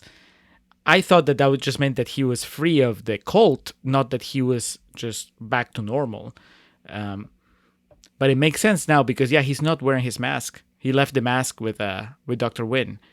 So you think that he's just on his way to get a job somewhere, settle in, just live this life, get an accounting job somewhere, get a job at an Enterprise Rent-A-Car, and just get an apartment in Haddonfield. Although he'd probably move to the coast just to get away from it all. But I read it as him just saying, "I'm here now, world. This is me." It's like an evil curse had been lifted. He even has the hat when you see the profile. He's wearing the fedora. Fucking Paul Rudd should have hit him with, "Genie, you're free." So concludes the most tumultuous entry, as I believe you used that word a bit earlier, Julio, and it is accurate to describe Halloween 666, The Curse of Michael Myers. And if you thought that was convoluted, just wait till the second half where we talk about what went into actually making this movie. Julio, are you ready to move this along to real talk? Yes, I am. Well, that killer in the mask, Michael Myers, is wreaking mayhem again as he's chased by his arch nemesis in the latest Halloween horror movie. But this installment marks a sad milestone because in real life, it proved to be the last hurrah for a true legend of the silver screen. It's a very exciting story. It will give you shivers up your spine. Will terrify the life out of you. Since the first Halloween and 3 of its sequels, the late Donald Pleasance doggedly pursued the inventive, resilient, and thoroughly evil Michael Myers. Though the filmmakers didn't know it at the time, the 6th installment sadly marks the final heroics of Donald's intrepid character, Dr. Loomis. Dr. Loomis, the bogey chaser, the man who has pursued Michael Myers through 5 films and shot him at least 10 times with no success. I've come back to get him once again. What makes you think he'll come back here? This house is sacred to him. He has all his memories here. His rage! This time around, Pleasance teams up with Marianne Hagan, who was elated to be paired with the veteran actor. When I found out that I was doing this with Donald Pleasance, I was so blown away because he is a legend. There's no other word for him. And immediately felt, I'm not worthy to wash your costume socks, let alone to act with you. But for Hagan and her co-stars, being chased or butchered by Myers wasn't as frightening as it's cracked up to be. That was a blast, actually. I had to act all scared and everything, but inside I was giggling. Look out, there's someone in the room. He's right behind you. You're scared, I can tell. The people that are making the real killing on these movies are the producers. There have been 6 of these movies. Combined, they've cost less than $20 million. They have earned $200 million. Oh, man. Halloween, The Curse of Michael Myers is in theaters now. Okay, well, from the horror... Hello, Haddonfield! Before we move this baby along to Real Talk, friend of the podcast and multiple-time guest Reed Lansford wanted to weigh in his thoughts on Halloween 6, The Curse of Michael Myers. Being a Halloween historian and overall horror movie connoisseur, Reed surely has opinions on this enigmatic entry in the Halloween franchise. Be sure to follow Reed on Twitter at ICan'tReadATX, ICANTREIDATX. And seeing as how Reed works as the programmer for the Other Worlds Film Festival based out of Austin, Texas, go ahead and give them a follow as well at OtherWorldsATX. Swing on over to their website, otherworldsfilmfest.com, for all their latest up-to-date news. So let's not let the power of the runes slow us down. Let's get to Reed's take on Halloween 6. Then following, we'll get back to the Contrarians for some real talk. Halloween, The Curse of Michael Myers. Or Halloween, The Origin of Michael Myers, or Halloween 666, could fall under any of those titles depending on what trailer you saw in the year leading up to the release. By this point, you guys have probably talked about the very interesting and troubled production of the movie, and ultimately that story is much more interesting than most of what ended up on screen in any version that you saw.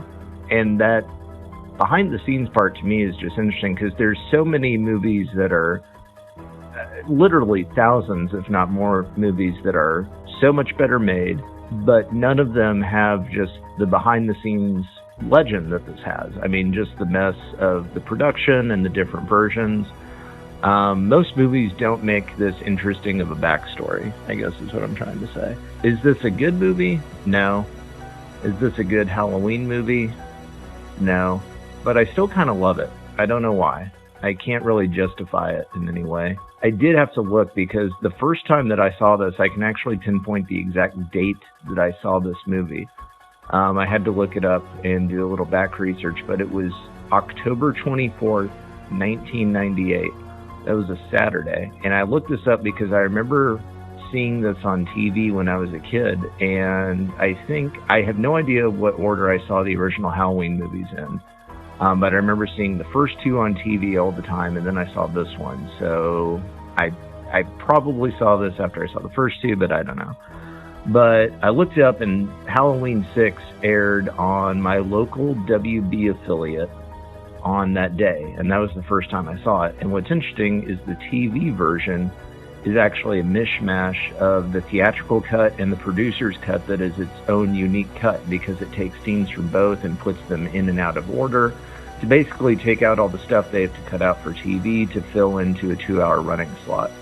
And I would love to see that version again, because I don't think that particular version, a version that's the TV cut, has ever come out or even shown up on YouTube. So yeah, I would really like to see that again and remember the simpler times of Saturday, October 24th, 1998. I think really the fatal mistake of this, and I don't necessarily blame the filmmakers, is that Paul Rudd is such a naturally charismatic actor who I think gets a lot of deserved goodwill from the fact that he has a lot of charm and natural good humor that comes through in everything that he does. And the director just basically said, okay, don't do any of that. And it doesn't really work. You can't really blame Paul Rudd. He's not good in this movie, but this was also, I think, his first movie, or one of his first. I think he shot this before Clueless, but Clueless came out first. He's not really given much to work with here, so you can't really blame him. And I do love, though, for Paul, is that he goes for it in this movie. He is definitely making some choices with his performance and really giving a lot more than the script kind of deserves. So good on Paul for that.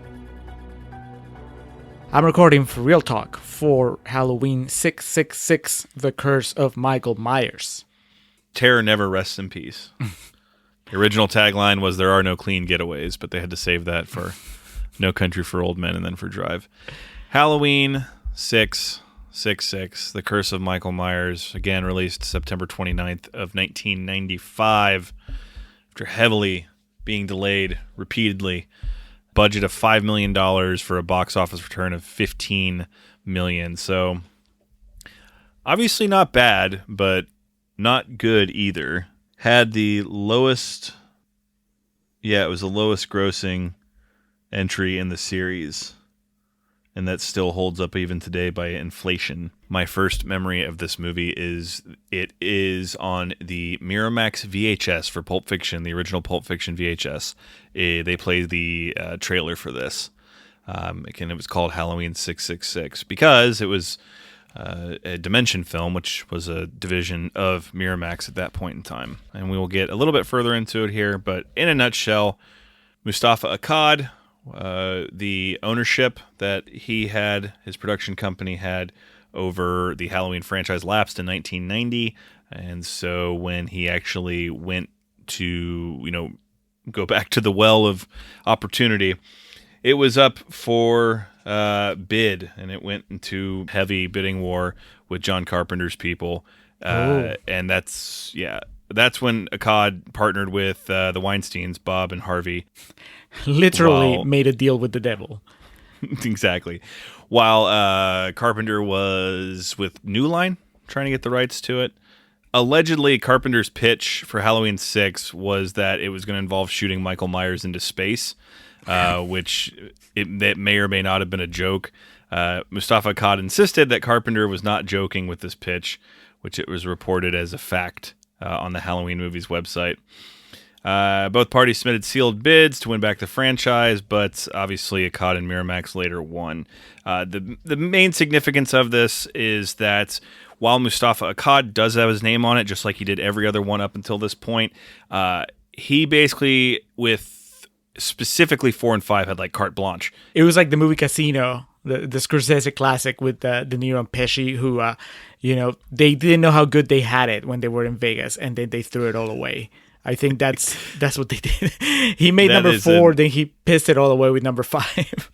That was an allegory for Mustafa Akkad's relationship here. But what that led to here, and we use the word tumultuous several times in the first portion of what that eventually became, was Mustafa Akkad and his people in the fray, which was specifically the screenwriter of this film, Daniel Farens, who was just basically like a hyper Halloween fan and had come up with like this whole idea for the mythology behind it. And so that was that camp. And then there was the Weinsteins that just wanted a gorier movie and also featuring less Donald Pleasance. So there was that pissing fight back and forth. And then the test screening they did of it was basically just like a group of 14-year-old boys. So of course they're going to poo-poo anything they don't understand. So naturally, the Weinsteins got their way in the end and released a massive, massive hunk of shit in the theaters. And then years later, we would eventually get a release of the producer's cut. I remember going to a Halloween screening of, it was a double feature of Halloween 4 and 5 at the Cinemark in Plano, Texas, which would have been maybe like a 45-minute drive from Denton, where I was working at the theater at the time. I have the poster still from it because it was a Fathom event, so we advertised it at our theater, but we weren't actually showing it. But I still have the poster for it, and I remember driving to the theater to watch it, and there was a guy in the theater selling VHS bootlegs of the producer's cut, and he was walking around just like, I got the producer's cut here. And I kind of vaguely knew what that was at that point. That would have been 07, 08, and then doing a little bit more research on it. So essentially what like the bootleg DVDs and VHSs of it were like shitty footage of the producer's cut that got released, just spliced in with the stuff from the theatrical that was in there too. So it looked like shit. I think the first time I watched it was on YouTube. And so you didn't buy the bootleg? No. I didn't trust. I didn't trust bootleggers of the horror variety. If it was wrestling, that would have been a different story. But I also, shockingly, as I mentioned earlier, the tale of my life, my romantic life, is typically me dating girls that are much hotter than me. And the girl I was dating at the time was much hotter than me and had already agreed to be there. So I didn't want to look like a total fucking geek and buy a bootleg VHS right in front of her. You could have bought it for her. And then that's how you make it work. Sealed the deal. It was something that was kind of legend for many years. And then in 2014, got an official release on Blu-ray. I guess there was a market for it. And because at that point in time, they'd already figured out how cheap these things are to produce. I don't think there was any type of like legal battle with it, with who owned it and who didn't, but the whole reason it was never released in an official capacity was pretty much just because it seemed like there wasn't much of a demand for it because the theatrical version was so bad and tanked so bad. It satisfied all the needs. Yeah. Again, there are people that really think there's some artistic merit to the producer's cut, which we will speak to. Some people hold it in pretty high regard. I think interesting is the best way to describe it. But Julio, speaking just to the overall Halloween Curse of Michael Myers, Halloween 666, it is 9% on Rotten Tomatoes. So that means despite their best efforts, there were some people that enjoyed it. Yeah. The theatrical. Lee McCoy from Drum Dums says, Curse is definitely the most controversial with its cultish plotline. Sometimes chaos creates beauty, and I find a lot in 6. Do you find any beauty in 6? Dude, like that makes no sense. I would almost accept that. I would accept that review for the producer's cut. David Nusser from Real Film Reviews says, much maligned yet quite underrated. At 9% in the tomato meter. I mean, maybe. And then Caffeinated Clint from Movie Hole says, a return to form for the franchise. Scares aplenty. A return to form. Oh, boy. I mean, after 5, listeners, if you've been with us for a while, we did a commentary for 5, and that was pretty bad. If I hadn't been watching part 5 with you and Reed and kind of just, obviously talking about it as it was happening, I probably would have had a much worse time. I watched Halloween 6 by myself. And it was okay. So I think that using those two things to judge it, I would say just that alone makes number 6 better than 5. But I don't know. It's also been a while since I watched 5. Producer's cut was only available via bootleg that had video and audio so poor it was nearly unwatchable. The footage managed to survive being destroyed is what I was trying to read there, which is it was the 90s, so we weren't just dumping film in the incinerator anymore. It was so Shout Factory, which restores a lot of horror movies, they got the original negative for it and restored it for the complete collection that came out in 2014. And then it was 2015 when Miramax themselves released a single release of it, which is what I own, which I got for... It's one of those that just is on the shelf at Walmart for $5, and I didn't even know it was released, so you can imagine me like freaking out in the middle of Walmart, like, what? Does it say producer's cut, like in big letters? Yeah. Oh, yeah. There's no way that you can confuse it. It says it on the front, on the spine, on the back, on the disc. They make sure you know. Does he have a sticker that says 30% more Donald Pleasence?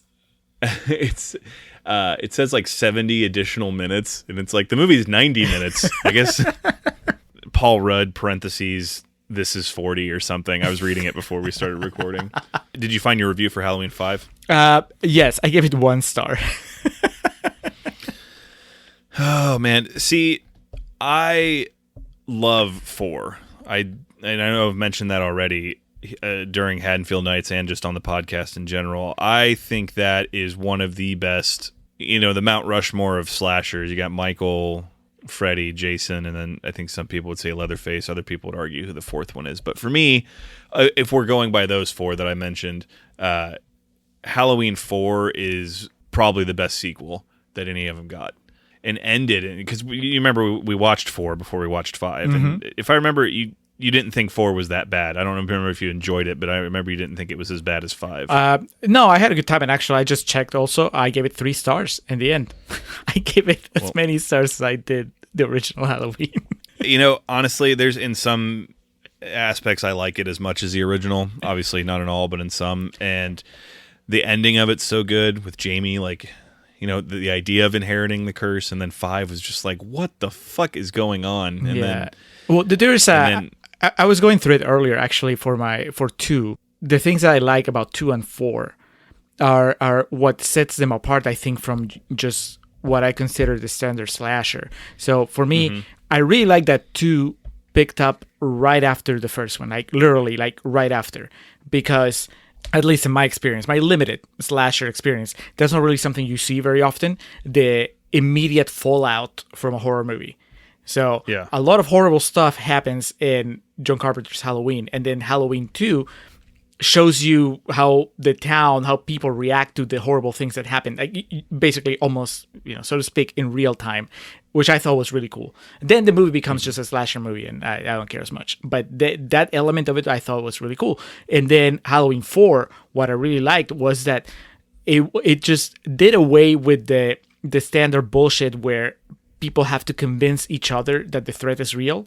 This was more, in number 4, it felt like everybody involved was fully aware of the threat that Michael Myers presented, which made sense because he's done this a few times already. So it makes sense that you would be on full alert and that you would take it seriously from the very beginning. And that I felt also kind of set it apart from your average slasher sequel. Now that, of course, kind of goes away with 5.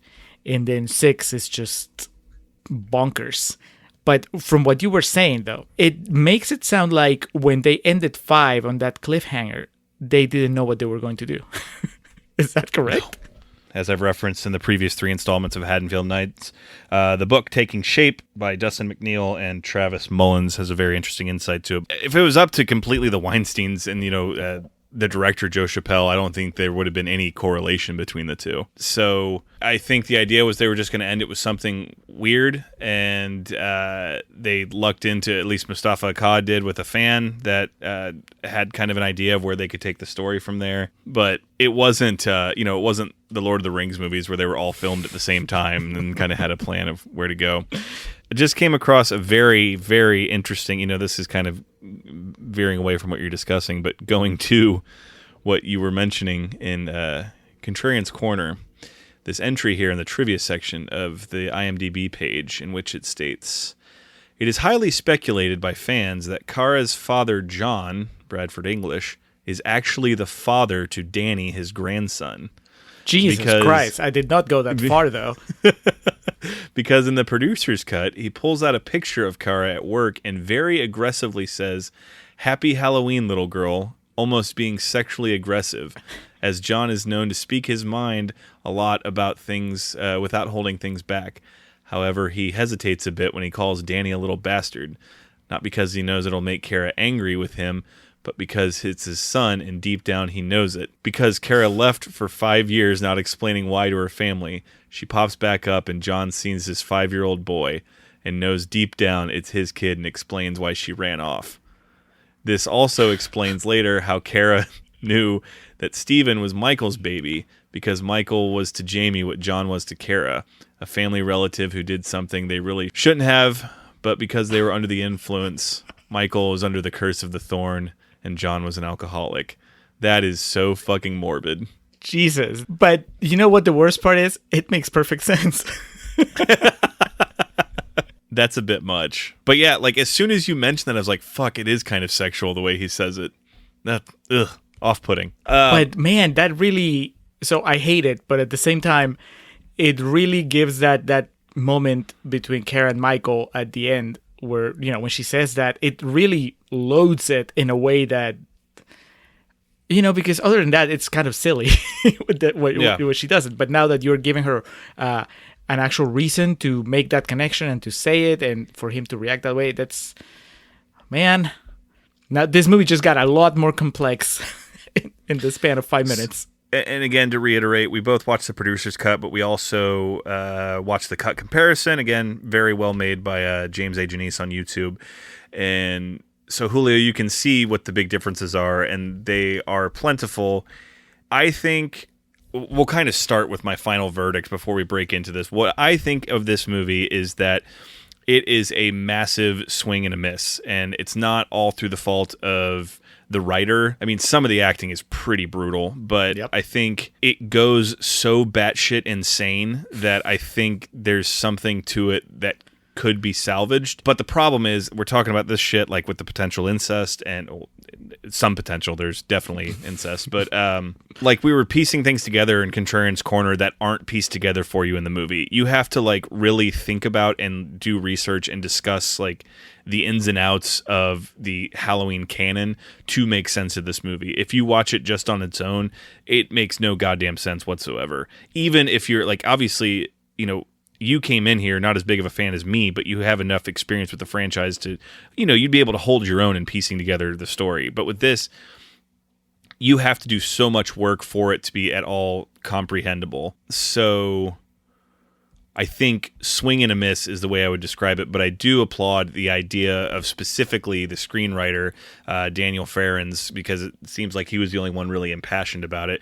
Joe Chappelle, from what I could find, didn't care about the franchise and just thought he would use the name of it to, use it as a springboard to bigger and better things. I guess that's kind of what I want to start this discussion, because you had mentioned it would be interesting to have a comprehensive backstory about Michael. Is this what you envisioned, Julio? No, but I think it's really fascinating that kind of sort of by accident, I don't know, maybe you planned it this way, we have watched the two big swings and misses back to back. I think that a lot of what you just said could apply to Season of the Witch. In fact, we said it in the last episode, right? This is, you come into the franchise with a fresh idea that is very different from everything that's come before, but you're still calling your movie a Halloween movie. Obviously, with Season of the Witch, the departure was a lot more obvious because there was no Michael Myers, there was nothing, there was no Haddonfield. Here, you're at least keeping those elements, but the story you're telling is like that quote I think I got on Contrarians Corner. It's just so removed from what the franchise started as, like, the Carpenter movie, and even further, just very removed from most of the sequels. I think even if you go to 5 and the end of 5, the clues, whatever they're trying to set up in 5, is not enough to prepare you for where this goes. Like I said in Contrarians Corner, this is about constellations giving Michael his power. It's just insane. Colts with marks and tattoos, and it ends with Loomis being possessed. Even forgetting about the incest, whether it's implied or speculated, even if you forget about that part, which is also pretty out there, but just the mythology and the explanation of what Michael Myers is so out there. I don't think that being out there makes it necessarily bad. Just like I didn't think that Season of the Witch, not having Michael Myers, not being in Haddonfield, made it a bad movie. I think that you can make it work. But then again, you just fall on the execution. And the execution is just such a mess. And of course, when you know the backstory, what you were saying about the infighting between the people making the movie, then it makes sense that it's just as choppy, as kind of really hard to follow, or hard to make sense of as it is when you had, I guess, people pulling in different directions, because there's so much going on in this movie. That was one of my notes. There's so much going on. You have Tommy's story, you have Loomis's story, you have Kara's story, you have the Colt story, which is in a way Michael's story, and this is all 90 minutes. I mean, there's no real time to develop anything. Thank God for Donald Pleasence being the actor that he is, and kind of just carrying with him the history of everything we've seen Loomis do up till now, because really, even though I watched the producer's cut, it felt like they really didn't do much with him, considering how big a part of the franchise he is. For this to be his going away movie, he doesn't really get as much as he should have, and I can only imagine how much worse it is when you watch the theatrical, which basically cut most of him out. Mm-hmm. Paul Rudd, I mean, he seems to be the closest to somebody that's driving the story. Even then, I mean, we don't get enough to really get a feel for him. Again, there's a lot of just shorthand in his character. We kind of just get it because he was Tommy Doyle and we saw him in the first movie, and it's like, okay, of course he's traumatized. But really, beyond his obsession with figuring out how to kill Michael or how to stop Michael, I don't really get anything else. Like, is that really what his life is? Because if that's the case, as intense as Paul Rudd is acting, he seems pretty well adjusted, right? Mm-hmm. And then you have the entire drama with the Strodes, which feels like they alone could have just carried like a full movie. Again, we just get glimpses and nothing really gets resolved in a satisfying way. It's just like, oh, well, then they get killed. And then there's, actually, I almost forgot, then there's the whole thing with not Howard Stern, right? Where it seems like the movie... So stupid. It's stupid, but it's also... Now, this I was actually asking for, in a way. I think it was when we did the first Halloween. The idea that you would see Haddonfield respond to the things that have happened. And, I mean, I wasn't asking for this specifically, but at least the idea that you have a community that has stopped celebrating Halloween because of what happened in the town. And that now they've reached a point where they're rebelling and they want to celebrate Halloween, damn it. And there's this radio host that's kind of taking advantage of that situation to boost his numbers. It's dumb, but at least it's something that I can see. If you developed an entire movie about that, that could have been another installment of the Halloween anthology. You don't need Michael Myers to tell this story, but you can tell the story of a community that's going through this, and then a serial killer takes advantage of the situation. I don't know, but that's a completely different plot thread that gets thrown in here, and it's just the story is fighting to go in so many different ways, and it doesn't really pursue any of them in a satisfactory way. I felt. I mean, it just feels really dumb when they're.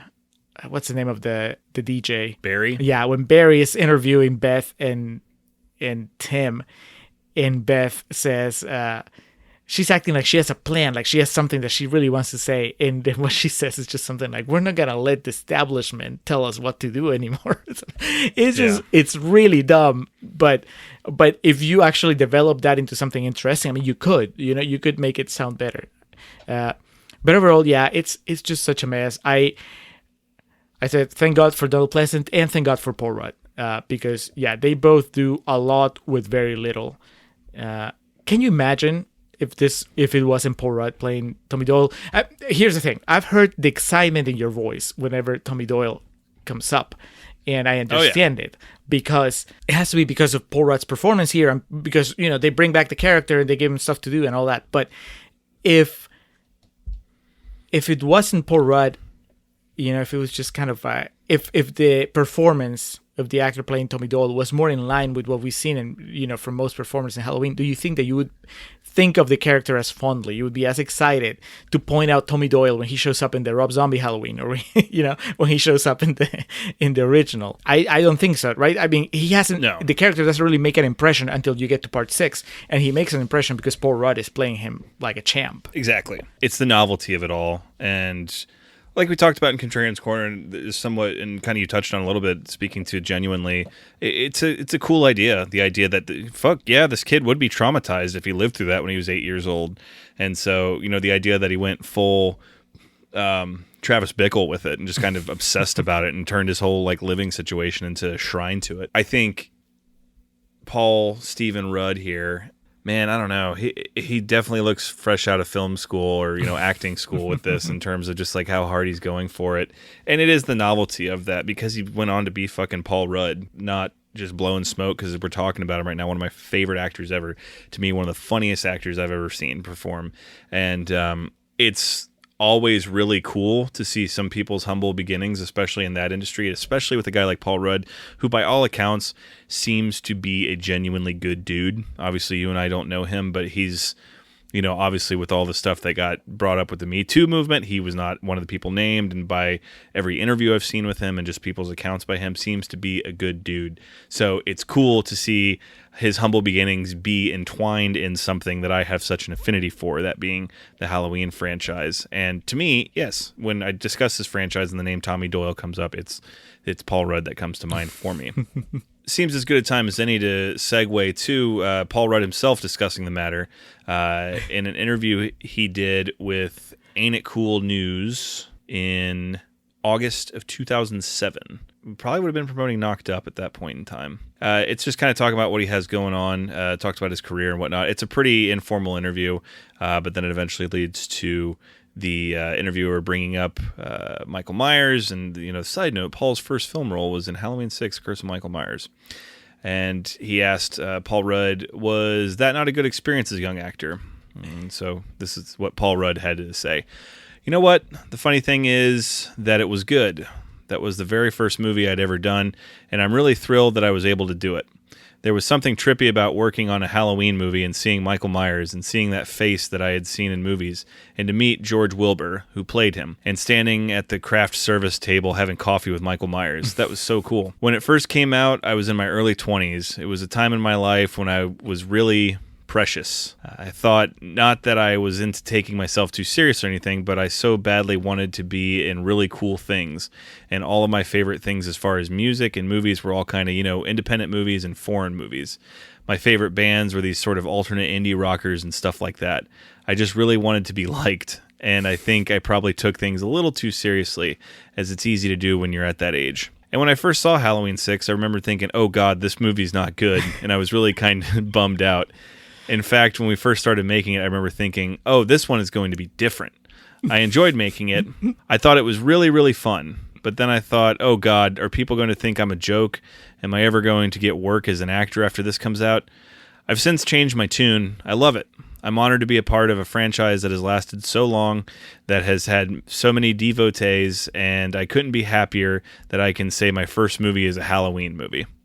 I think that's a pretty mature stance. Obviously, it's easy for him to do, being an A-list actor at this point, but I think that's a pretty mature stance to have on it. Right. When you're wearing Ant-Man's suit, it's easy to just look fondly at your beginnings and not have any regrets. Whereas Marianne Hagen may be like, "Fuck that godforsaken movie." humorously enough, the interview went on to say, the guy's like, well, if acting ever dries up, you can book yourself on the convention circuit. And Paul Rudd said he said he was never asked to be a part of one, which he found depressing. I did find he was signed at one point in time. I think it was 2012, maybe. Somewhere in that time period, he was going to do a horror con with the rest of the cast of Halloween 6, but obligations pulled him. It had to have been some kind of scheduling conflict because all the money he made, he was going to immediately donate to charity from it. So, yeah. That makes sense too. I hear about that all the time with like A-list actors, like Johnny Depp, for example. When New Nightmare came out, Wes Craven didn't even ask him to be in it because he just thought he would have said no. And then Johnny Depp asked Wes Craven when he saw him after the movie came out why he didn't ask him to be in it. So, like, I assume that's a real thing with people like Paul Rudd and people of that tier, that people think they're just immediately going to say no, so they never even ask him to do these things. I'm not saying Paul Rudd would do a horror convention tomorrow if you asked him to, but I'd be interested to see. Like Jamie Lee Curtis does them every now and again, so you never know. I can say if we ever get past this godforsaken pandemic, I would be willing to travel for a horror convention that Paul Rudd was signing Tommy Doyle 8x10s at. Yep. So I would fucking go with you. I can't believe I'm saying that, but yeah, Paul Rudd, yeah. All of that to come back to the original point, this movie is an absolute mess. And man, Donald Pleasance obviously is the glue because he is the best actor in this movie. And then watching it through 2020 lenses, it's the novelty of Paul Rudd being in there. And he is not bad. He's bad because we know how good he is now. We've used that phrase, the lump of clay. Mm-hmm. I would say, like, there's potential there. He's fine in this, but, like, for example, we've seen better performances from lesser actors in these movies. Like, Danielle Harris in the 2007 one is better than he is in this. Would you agree with that? Yes, but I think also that the movie asks less of her. You know, it's like Paul Rudd is put in a very sticky situation here because he is being asked to perform such nonsense. So I don't think there's fucking Leonardo DiCaprio couldn't even pull off the power of the runes stopped him. Yeah, I think that there were points where I wouldn't blame him. He must have just given up. It was like, this is as good as it can be. And there's no point trying any harder because even if I give it the best performance ever, it's still a very stupid line or a very stupid moment. So, but he has that charisma. I think that that's what really wins you over. You know, just some people just have that. When you say that the camera loves them, you know, I think that that's the case with him here. It was the case with Jamie Lee Curtis in the original. Even when they're not firing on all cylinders, they can hold your attention because they're just inherently charismatic. So that was a real coup, I think, when they cast Tommy Doyle and they got Paul Rudd to do it, because that was just great. You got half the job done already just by having this guy in front of the camera. Yes, he's trying too hard to be intense, but then it's not like the script is giving him much more to do. Yeah. Danielle Harris, she comes across great in the 2007 Halloween, but what she's asked to do is just be a normal girl. So of course, I'm not saying that that's true. Not a job. Obviously, but at least she had the reality to fall back on. Paul Rudd is, again, he isn't probably the most ridiculous Halloween story so far, out of the ones I've seen. So that's got to be hard. But I think it's pretty endearing that when he was making it, his thought was like, oh, this one's going to be different. Well, quite an understatement. The story always was whoever his first agent or, his people, as they say, were, told him to take Clueless for the payday, but Halloween was going to be his springboard. And kind of worked backwards. But yeah, it's just kind of funny to think of the varying degrees of acting we've seen from these movies so far. It is definitely, it defines, or it is a physical embodiment of the phrase peaks and valleys, I would say. Yeah. Thinking about it, though, I do think Idris Elba could pull off the line, "It was the power of the runes that stopped him." Yes, but then the rest of the movie would just crumble around him and around that moment. That's the sacrifice you make. In order to make that line work with Idris Elba, that means that everything else is going to look like bullshit. Yeah. You have to keep that level at all times, and that's just not possible. To me, probably the most interesting train of thought during this entire movie was me trying to figure out what Donald Pleasance's reaction was to reading the script, getting the script the first time, or being explained what the pitch of the movie was. Because I haven't really seen that many behind the scenes, things with them. Our friend Ben from Filmbusters, he sent us a little clip of Pleasance talking about Loomis in the original Halloween, I think. And he seemed fairly it was not like he was taking it super seriously. And he seemed to acknowledge that, well, this is not actual reality. My character is not behaving the way that your standard doctor would behave or whatever. But seeing how he is in 2, 4, and 5, and then, 6, I kept thinking, at what point did he just decided that for his own sanity, he needed to stop caring about any of it making sense? I mean, and I don't know, maybe he was doing it for the paycheck, or maybe he had developed a love for the franchise by now where he would just go and do it no matter what. Maybe it was just a matter of pride. He was like, well, I'm still alive and Dr. Loomis is going to be in a Halloween movie because that's how it goes. I don't know. Just the idea of this actor who, like you said, is easily the best of the lot and who has proven himself over and over in this franchise. And it feels like they keep asking him to go even further, to just take another leap of faith into the unknown with the way that the franchise is going. I just wish I knew. I had a insight into what was going on through his mind. Was he angry? Was he happy that he didn't have that many scenes? Was he disappointed that he didn't get to do much in this movie? Was he excited by the potential of a sequel where he gets to be the bad guy? I don't know. I wish that we knew the answer to those questions, and maybe they exist. I don't know. You have more knowledge of the Halloween lore than I do. Based on just the research, the minimal research I did specifically on that topic, and also just kind of over the years, things I have seen where he talks about it, and I think 4 has a making of documentary on the Blu-ray. And for this one, I read a quote from him saying he thought it was a good script and he was excited to work on it, which brain must have been starting to go. But I think because he was a respected actor when he did the first one, and I don't mean to say that he was not respected from doing these movies. I think, and we've seen this in the ones we've covered, he obviously becomes more and more Loomis as the franchise goes on and more devoted to it, because he's just pretty tame in the first one. Whose grave is that? And you go from that to, and the beginning of part 2, I shot him 6 times, 6 times.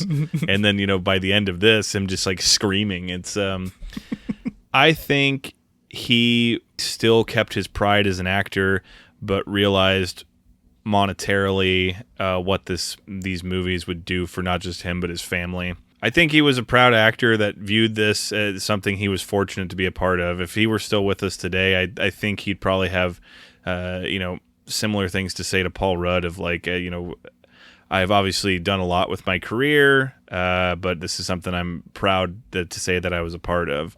And especially more so in Donald Pleasance's case than Paul Rudd, it put his kids through college, to say the very least, or his grandkids through college. At no point, even as batshit insane as this movie is, do you feel like he doesn't care.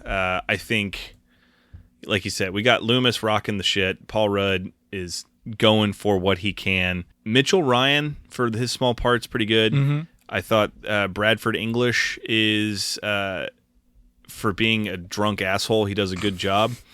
Everyone else looks like they would rather be doing anything else with their time. Marianne Hagen, she looks miserable this entire movie.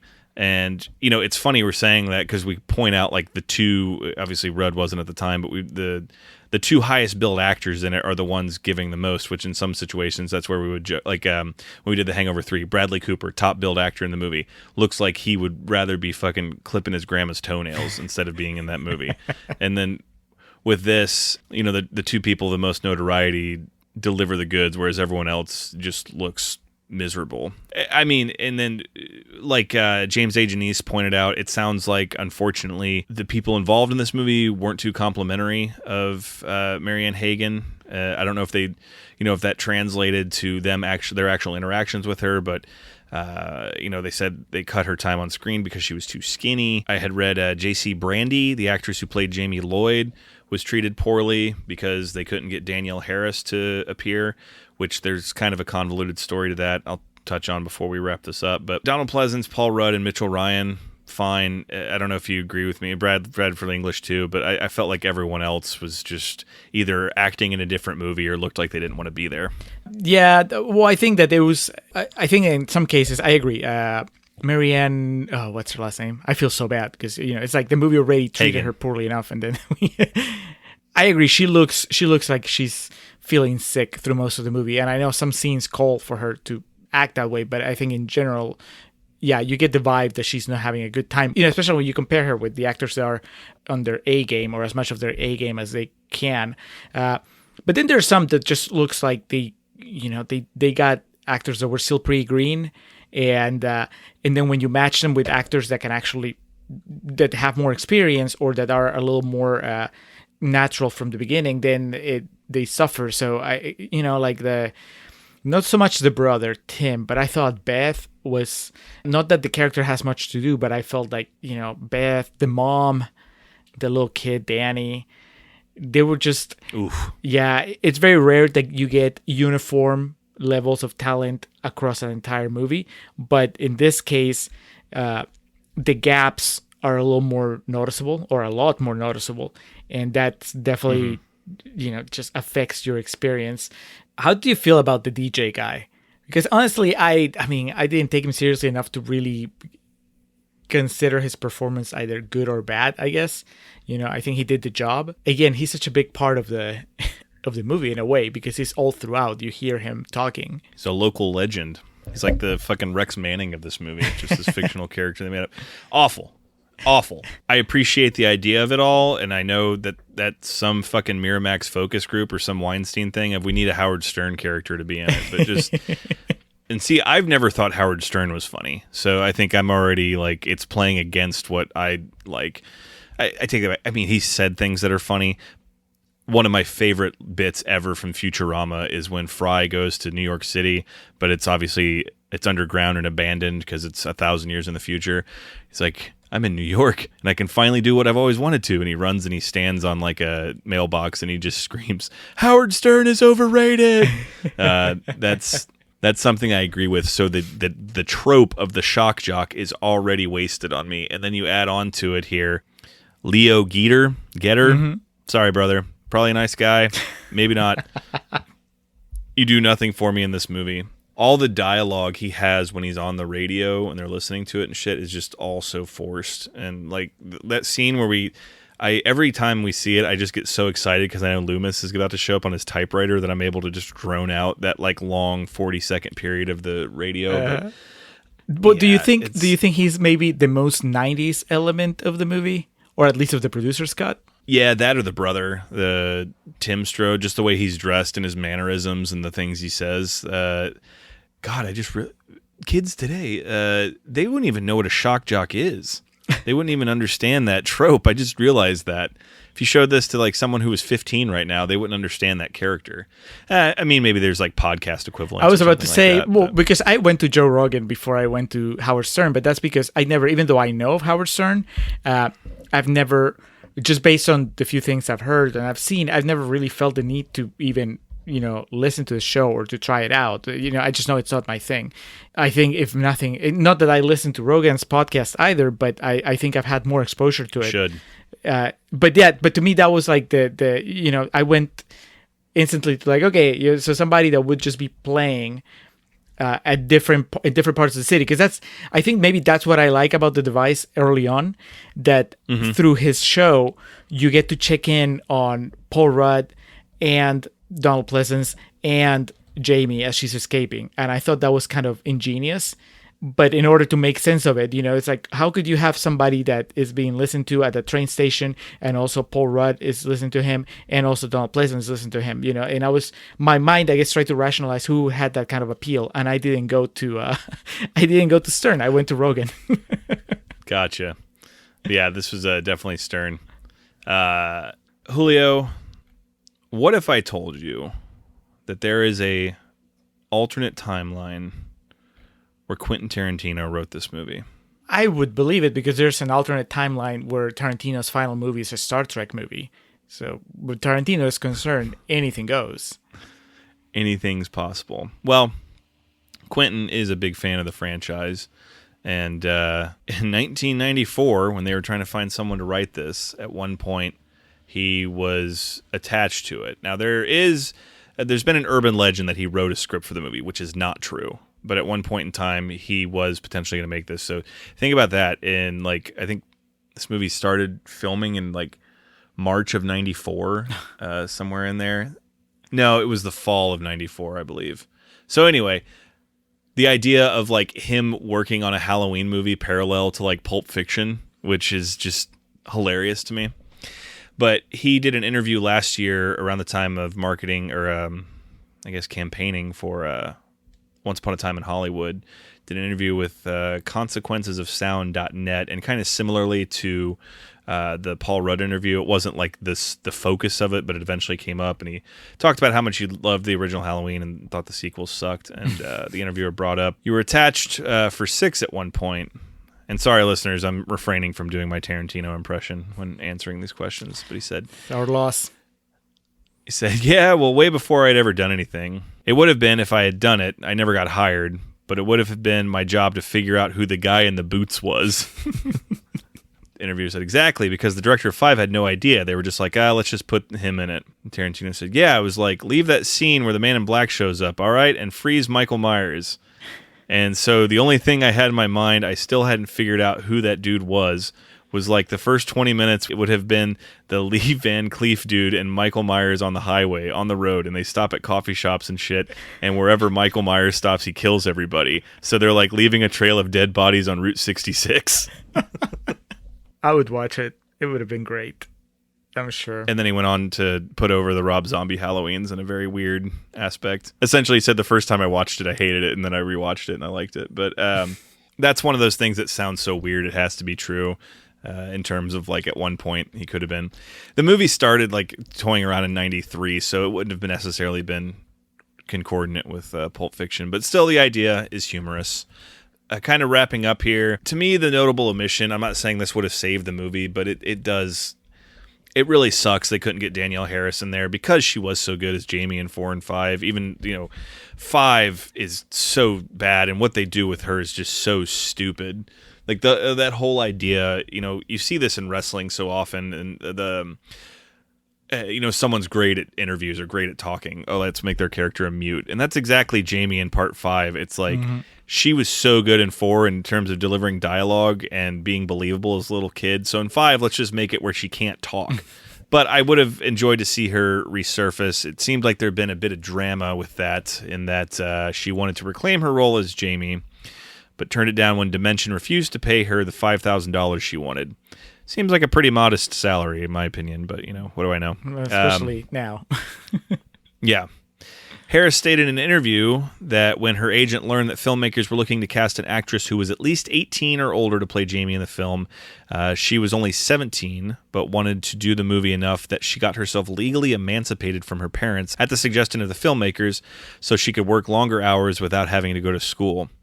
Harris spent time and thousands of dollars on the legal process, but ultimately turned down the film due to her own dissatisfaction with her character's story and Dimension's refusal to pay her salary that would have recovered her legal fees. Harris also stated that she eventually met and befriended J.C. Brandy.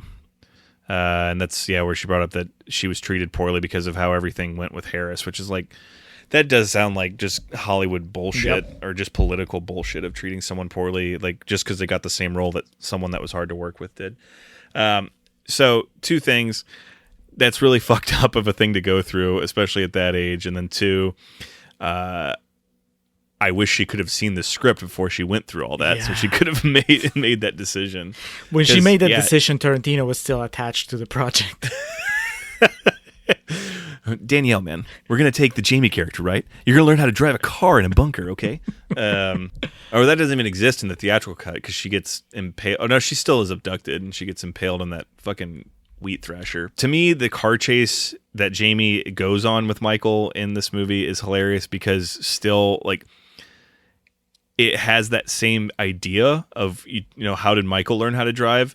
Well, Jamie was abducted when she was like 12 and held captive by this cult, and yet she knows how to drive this truck. It's the Myers genes, man. You just know how to race right out the gate. I hadn't even thought about that, but I don't know. She was a precocious girl. Maybe she did learn before we saw her in 4. She already had some practice. I don't know. Anything goes in the Halloween verse, as it's proven true. by Halloween 6.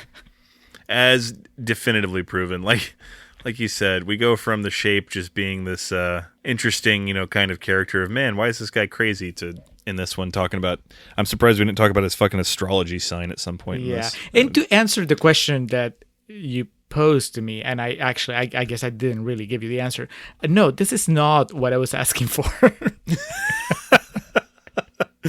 Just to spell it out specifically. Yes, I was asking for some. I mean, I guess it fits in the sense that it is an explanation, but it's not the explanation to the mystery posed in Halloween, the original. When you're watching Carpenter's Halloween, you don't. There's no way that you buy. If that movie ended with a reveal that Michael was holding the power of the stars in him, and that's what was, making him evil and killing and everything, you wouldn't buy it. It was like, well, this doesn't fit. It doesn't even really fit 5 movies later, but it's a little easier to stomach because by then we've seen a lot of ridiculous shit go on. But when I was talking about the question about like the tantalizing possibility of learning what was making Michael tick, I was talking about the Michael from John Carpenter's Halloween, and then obviously to an extent Rob Zombie's Halloween, right? The Michael that is not this supernatural creature necessarily, but more just like a little kid that went crazy and started killing people. I don't even need like an actual answer, but I need people to do what Paul Rudd was doing in Halloween 6, or I guess in the interim between, Halloween 1 and Halloween 6, which is like he just spent time trying to figure out. Of course, he went the cosmic route, and I just wanted somebody to base it in reality a little more. But yeah, no, this is not what I asked for. I guess it's what some people Welcome wanted. back to my side of the argument.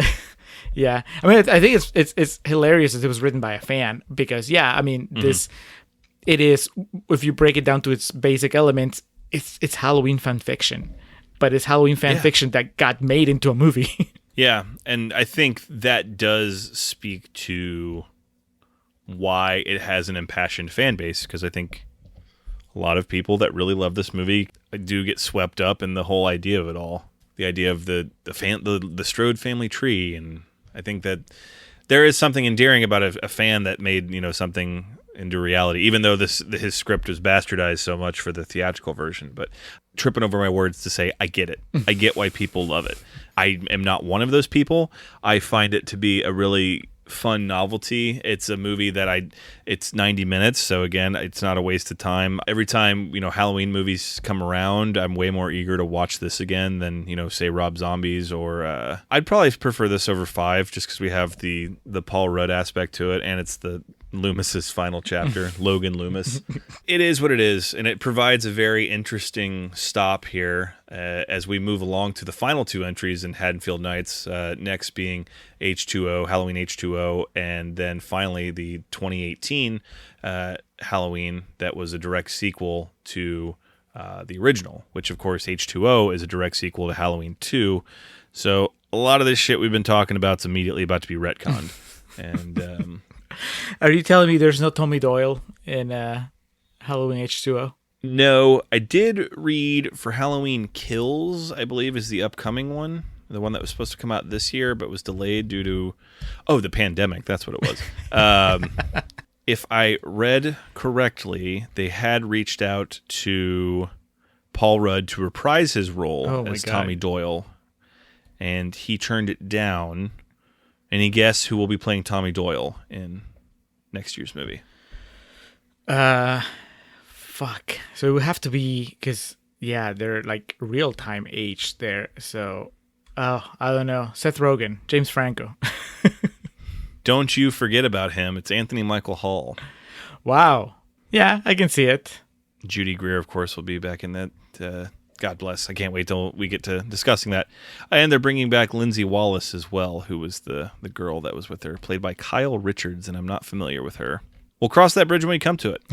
All this we're talking about is about to be irrelevant on our next episode. For the intents and purposes of now, that was Halloween 666, Halloween: The Curse of Michael Myers. Quite the interesting stop on this road of Halloween. What's your score? It's a D. There's the things about it that are redeeming, and I'm inclined, because they were able to salvage something better with the producer's cut, I was almost going to give it a C, but it still is a mess. It's hard to make much from it. I think, like I said, even by accident, there are some cool things to it, like the shots we talked about, Michael being completely out of focus, but his presence is still clear. That's really cool. I can't decide if it's actually scary or funny how he's just standing there at the cult ritual in full Michael regalia. But I really do like that. I don't know why, but I pop every time that shot comes up. And then aside from the original and the 2018 Halloween, this is the best mask. So you really like the mask on this one? I thought you were kidding. So the hair is a bit of a problem because it's all wild and bushy, but the actual mask itself, the Rob Zombie one looks pretty cool in the first Halloween too. But okay, lower echelon of movies, higher echelon of masks. Yeah. So a D for me. Whereas the Julio constellation would show how many stars for Halloween 6. I'm wavering between 1.5 and 2. I feel comfortable with 1.5 because I gave Halloween 5 1, and this is better than 5. I don't know that I would ever watch it again, though. It's like, all right, done it. I would watch the clip of Loomis screaming at the end. That would I would watch, 100 times, if not more. But the rest, I just had that experience, and I think that the novelty of seeing Paul Rudd that early on, would be gone next time I watch it. Yeah. At the same time, man, you really blew my mind with that piece of trivia that kind of sort of connected the dots between Papa Strode and Kara and Danny and Michael. That bit of writing, as disturbing and off-putting as it is, it's kind of great, and it bothers me now because it's too good, or it makes so much more sense than the rest of the movie. So if that was intentional, and now the more I think about it, it's like it can't not be intentional, right? There's no way that they accidentally set up all these things that could be read a certain way. Fuck it. I'm going to say 2 stars. I'll probably regret it later, but 2 stars just purely because of that bit of trivia. That's really what tipped the scales. I think we can both agree, even though you've never seen the theatrical one and it's been well over 15 years since I have, this makes a little bit more sense than that.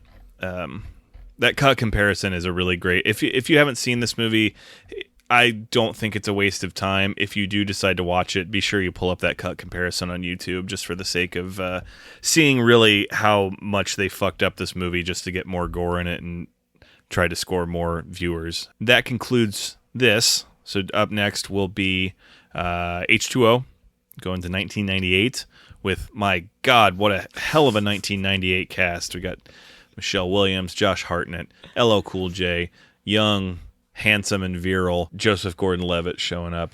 And then, of course, Jamie Lee's return to the franchise. So that'll be fun. I've seen that movie one time, and I was making out the whole time it was going on. So I have no recollection of it whatsoever. Going in fresh, you and I will have the same experience pretty much. All I remember is that they had to go in and like CG change the mask. So like there's some scenes where it looks just like utter dog shit. So that's up next, but I think we have covered Halloween 6. I say a lot of times on episodes that we record, you will not find a more comprehensive piece on this particular movie. That is not the case for Halloween 6. There is way too much literature, documentary footage, and just overall fan response to it that we have just scratched, the tip of the iceberg, as they say. If ever so inclined, there is on YouTube, they do have the electronic press kit that was sent out for this movie, and it has Paul Rudd explaining the Tommy Doyle character. It's magnifique. Oh, God, I love it. So, in conclusion, wrapping up, as we come to an end here, we want to start off, as always, by giving a thanks to the Festive Years who provide our opening and closing tracks, kicking us off with Last Stand. They bring us home with Summer of 99. Be sure to head over to thefestiveyears.com for any and all Festive Years needs. Our logo, the seasonal and the original, and also some new stuff that's coming up pretty soon, all designed by our friend and fellow podcaster Hans Rothgieser. Hans is a multi-talented man. He is an artist, obviously. He's also a writer. He writes novels, most of them zombie novels. He has a new one called Somos Zombies, which is a collection anthology of short stories about zombies, all written by different Peruvian authors. He's also a podcaster. He has 3 podcasts. He has Nación Combi and Marginal. Those are both in Spanish, one about Peruvian current affairs, one about economy, because he's also an economist. You can find those on any podcatcher, and then you can find his podcast in English, Living in Peru, on iVox. If you want to reach him for anything, for logos, for comics, to talk to him about his books or about his podcast, just find him on Twitter at Mildemonios, that's MILDEMONIOS, or you can email him at mildemonios@hotmail.com, or you can check out his website, mildemonios.pe. As has become customary, I want to give a special thank you to Zoe Perez for helping with our social media game, making things all pretty. Instagram post, Facebook page, helping expand our audience and making it look good while we do it. So that wraps it up for this most recent stop in Haddonfield Nights. 4 down, 2 to go. That is going to do it for us here on the Contrarians, where we're right and you're wrong, and we will catch you next time.